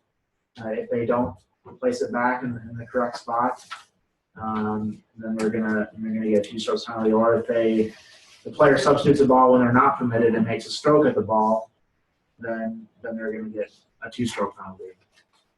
So if he doesn't notify his opponent, he lifts it, he cleans it, and puts it back, it's still just one. I think so, right? Yep. Just one.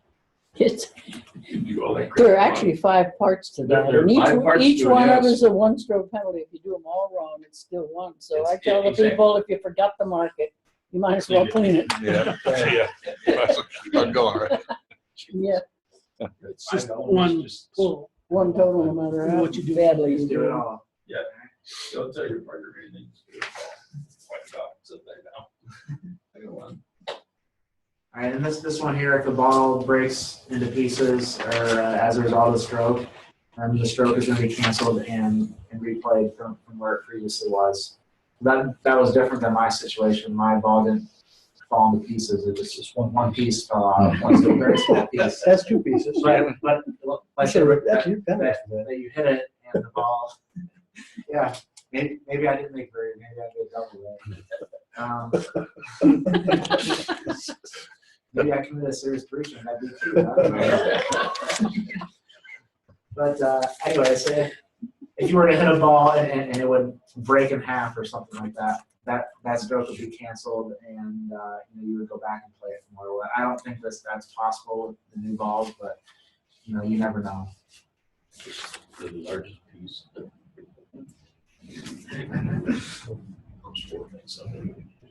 All right, penalty or the general penalty statement for ball unfit for play. It's loss of hole, match play, or 2 strokes and stroke play. But again, the procedural issue is just 1 stroke.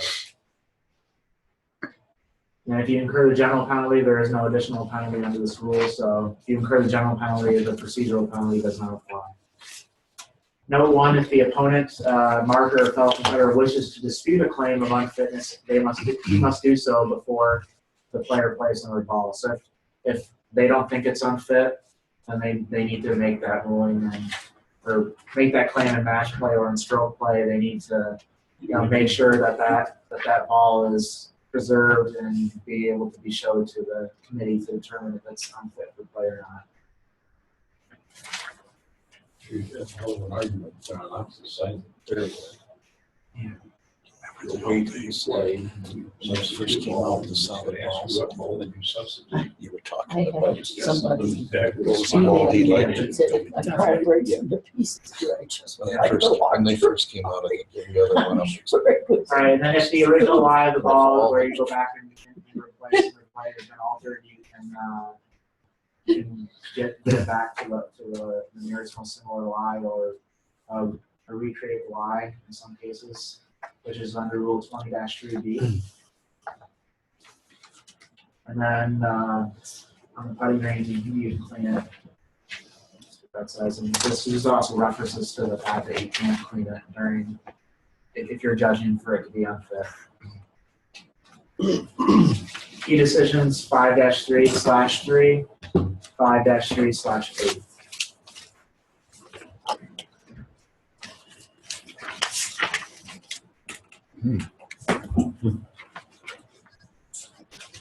All right, we're gonna really quickly go to 14-3, get through this. This is pretty much the rangefinder and artificial devices and unusual equipment, or the abnormal use of that equipment.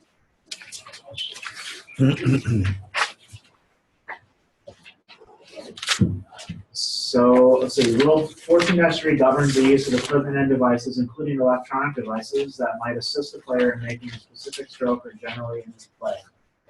So this next statement here is a pretty key principle that's listed in there, and it's something that they use to, when I say they, the USGA and the RNA uses to make the rules, is that golf is a challenging game in which success should depend on the judgment, skills, and abilities of the player. This principle guides the USGA in determining whether the use of any item is in breach of Rule 14-3.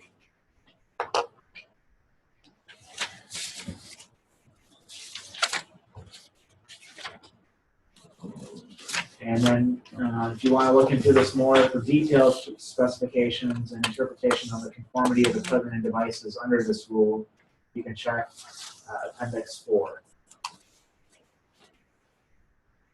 So except as provided in the rules, during the stipulated round, the player must not use any artificial device or unusual equipment, or use any equipment in an abnormal manner that might assist them in making their player their stroke. So you couldn't pull out an alignment stick like Betty was talking about earlier and line us up and then hit a stroke. That would not be okay. We can't use something for the purpose of gauging or measuring distance or other conditions that might affect the play. So rangefinders in this case. However, there is a local rule that permits rangefinders to be used.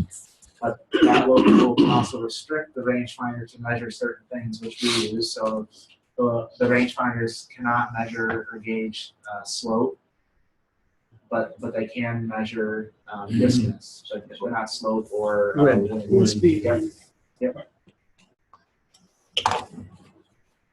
And then also the player must not use a device that might assist in gripping the club, except that you can use gloves, provided that they are plain gloves. Resin, powder, or drying or moisturizing agents may be used. What? Yeah. That's the one I don't understand. I don't understand that either. You can wrap it around your You can wrap a towel around your grip. You can't change your grip. You can't kneel on a towel. You can't for a stance, but you can wrap a big fluffy towel around your golf grip. or a swamp. I knew that was coming. Or a handkerchief, so I mean, what the heck, what's the difference? It's just how But, people hold on to I it. mean, you can This is on actually, the quiz. That's on, like all those quizzes in the USGA. This is? That question right there is what can you wrap a hanky around and it's on there. And Gene, what's the reason? Doesn't make any sense. What's the reason you can't kneel on the towel? what's the reason how you can build a Building, grip? that's building Building a grip. stance. But you're Well, building a I grip. don't know anything about why they let you use it around your grip, but I know why they made the ruling about the kneeling. Because if they allowed you to kneel on the towel, then they'd have to deal with how many times can the towel be folded. Right. I And now you've understand got that a in a guy way. with a 20-ply towel, and he has now built himself a stance. So they just thought that was easier to just say, no, you can't kneel on a towel. And then you can get your pants dirty. Yep. Craig Stanley got Good. this. Yeah. Stadler got Yep. that. But I still don't- But I think this is silly too.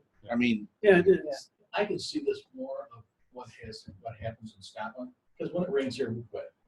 Yeah, I don't play in the rain. It But don't we ever get quit, rain gloves now and all that. it don't ever quit raining in Scotland, so they don't have good signs, right? You know, they didn't have those great grips back then. That's probably why They they. didn't have any. Right, right. I mean, that's- It's the same for like, well, you can wrap your towel around your body to Back in it. protect yourself from, say, thorns, Yeah, but you can't put the towel on the thorns itself.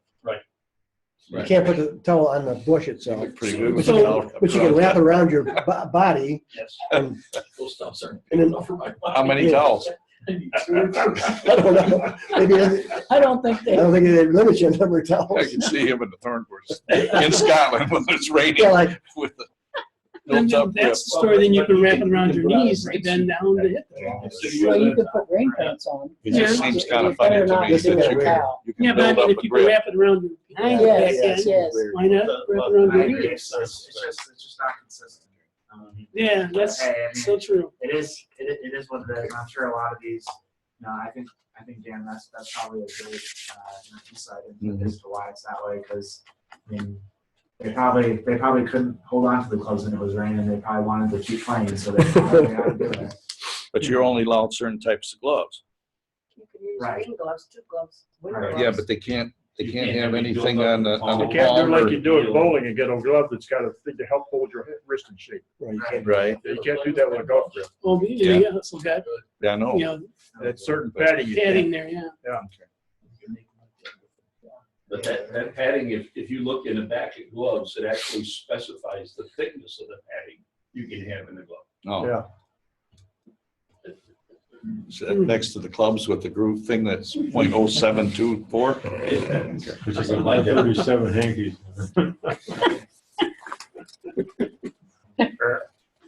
All right, let's see here. So there's a few exceptions. The player is not in breach of this rule if the equipment or device is designed for or has the effect of alleviating a medical condition. Okay. So if you had to use something to help with a club that was approved because of a medical reason, that that would be okay.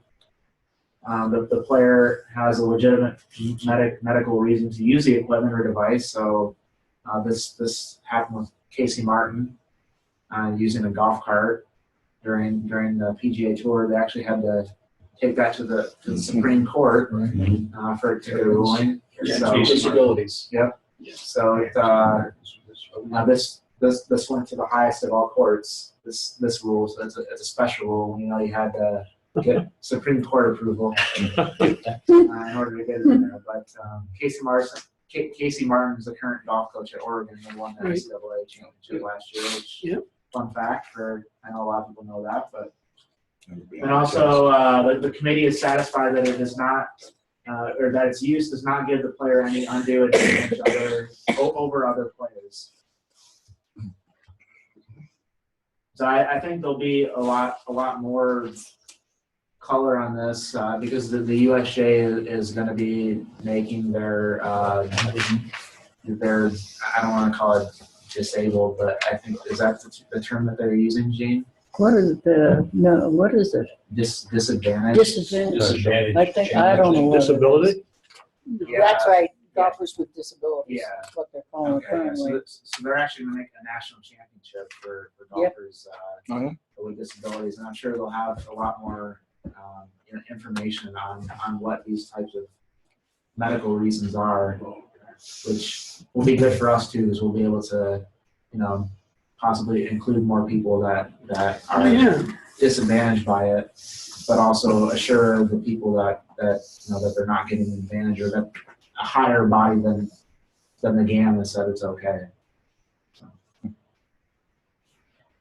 Point two, a player is not in breach of the rule if he uses equipment in a traditionally accepted manner. So the example in this one is if they use a club to plumb bob to look at a line, that's okay, even though you are technically lining it up, but that's a traditionally accepted way to use a club. Okay, and then penalty for this is gonna be 2 strokes and stroke play or loss of hole in match play. And then if you do it again after that, it's gonna be disqualification. So this was actually changed, I think, in 2016. It used to just be straight disqualification. Now it's 2 strokes, then disqualification. I think the new rule book should use emojis. So that's- Put a little Dairy Queen symbol in there. It may. Screen filter. Yeah. Well, they don't have Dairy Queens in all, In all countries. states, So it's states, so they have to make it. But I mean, you could probably do it for the US, but in Puerto Rico or something like that, they don't have to get a new one. Yeah. Right. Party. Yeah. Is Tom still with us? All right, and then in the event of the breach between the player 2 holes, the penalty applies to the next hole. And then this last note here, the committee may make a local rule allowing players to use distance measuring device, which again, we do this, almost every event does this now except for the PGA, LPGA tours and for the opens. Well, now I think the USGA allows them, don't they? USGA allows them for everything. Not for everything now, so we allow for. But the opens, they still don't allow them. After the open? They do for the But they do, qualifier. they do at the qualifiers. That's it.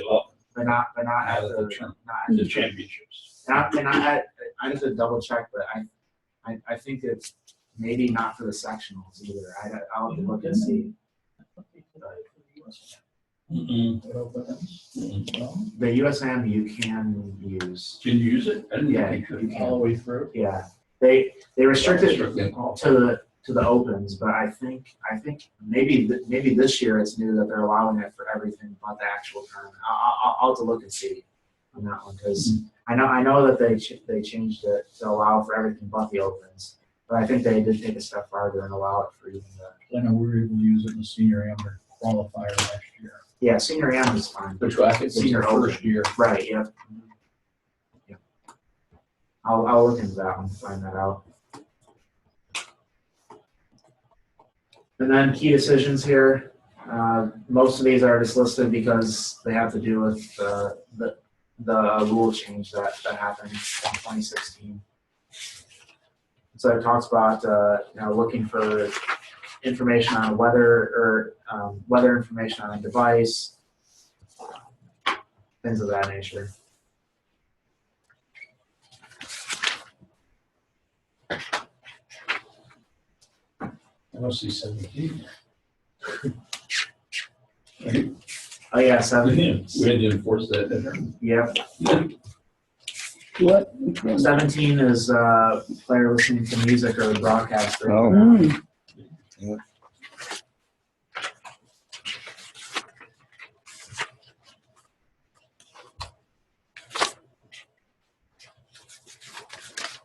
So the one last thing that I'll kind of bring to attention is that I mean a lot of times we can make the assumption that if a player uses a artificial or electronic device, it's automatically going to be a penalty. That's not always the case. As you see with rangefinders, but also even with cell phones, if a player uses their cell phone during the round, it's not a penalty unless they do something with that cell phone that would either give them information that they're not able to get elsewhere, maybe about wind or something like that, or if they're using it to get advice. But just because they take a call or make a call on a cell phone doesn't mean that they're automatically going to get penalized.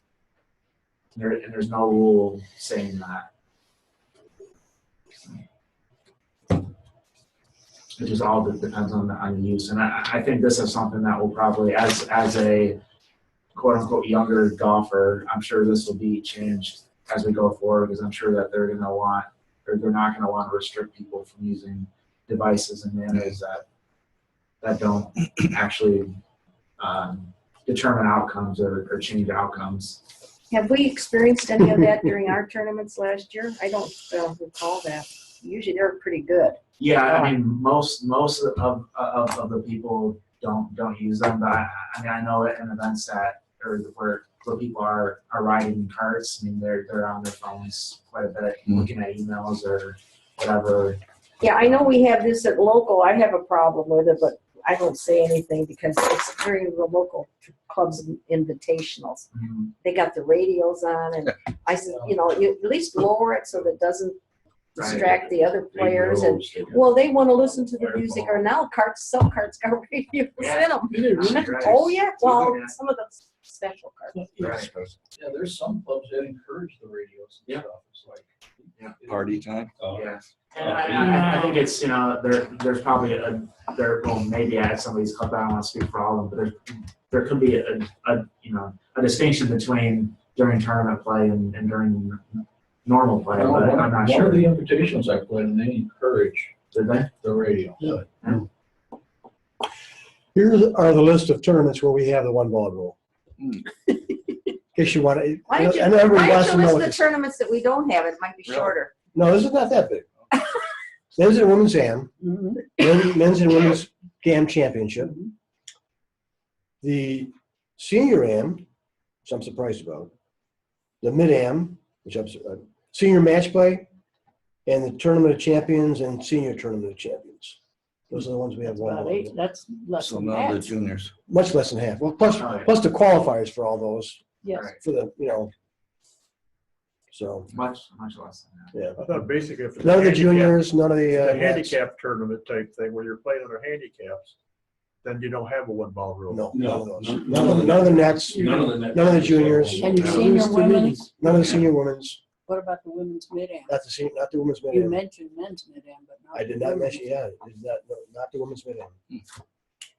Because they're mostly seniors playing that That's, anyway. that's basically another senior. Another senior event. The Men's men's mid-am. mid-am. Yeah, men's mid am. Men's mid-am. But not the mid am team. Not the senior mid am team. That's why I had a little discussion with Ken one time, because he just assumed all of our tournaments, the players are walking. I said, start counting the ones that are using carts. Yeah. And it was about 2/3 of our tournaments are using carts. A Now, lot of them, yeah. Two, oh, really, that many? oh yeah, because what do you have not using carts? The AMs and the GAMs Yeah. and the USGA stuff, Well, then into juniors. the juniors. Yeah, they can walk. I think the Rovers start walking, don't you? Yeah, the Rovers, yeah. Just the trouble hole guys get the cards. Only the Irish ones. I got a quick question on Yeah. relief in the sand traps, since you said it. Bunkers. Bunkers. Bunkers. Thank Are you you. okay with that, Jenny? Pins. Oh, no, I wasn't going to say anything. Because I You already did when I said it. Okay. All right, 2 balls are in That's the how I learned. bunkers, close together, and you determine who's Next away. question. You suggest to the competitor that he should mark his ball. He marks his ball. You tell him to pick it up, do not clean it, blah, blah, blah. Now, that mark is down there, and this guy's gonna hit his ball. And the second part of this program is it's on a hard pan. Torrential rains just came down, and it's not a rake trap. It's hard as a rock. Now, the first gentleman's gotta play it as it lies. Now, on his mark, does he take a putter or something and move his mark a few putts Did away? you watch Mickelson do that when he was in a Right. bunker with Okay. somebody? He So- used his golf club, it was that long. Okay, Mhm. so To get his mark away from Right. that, So you- line to get up. you want him to do that? Do you know why? To Because his area is going to get obliterated. Yeah. And he will now not know the exact spot, and he's going to have to drop. Right. And he doesn't want to drop, so. Okay, I got that part wrong. Now, As Jenny got wrong, you called it the no, sand trap, it was not a bunker. fluffy one there. It was a fluffy, and I just told the gentleman, I think we determined after your rake was right there. So, but it was a senior. Like, is the mark got moved as the guys, other players swing, or? Yeah, the marker was moved. Flew off on the green? Yeah. But anyways, now we're back on the hard pan, and the gentleman hits the baloney out of the ball, takes a big old thing out. So he gets his rake out, rakes that trap up real nice. Now, does a fellow competitor or the opponent or the competitors, do they stomp down the area Yes, Yes. to give them the same, has to Hard- recreate it. recreate the same lie as they had as best as they can? Mhm. Okay, If there's a wet bunker and it's Right. straight up, it's still hurting. okay, I would have got that one right. So, Get out your water bottle, pour it on there and help it. That'll pack it down. I thought you had to Yeah, recreate you it are the best tough. you could.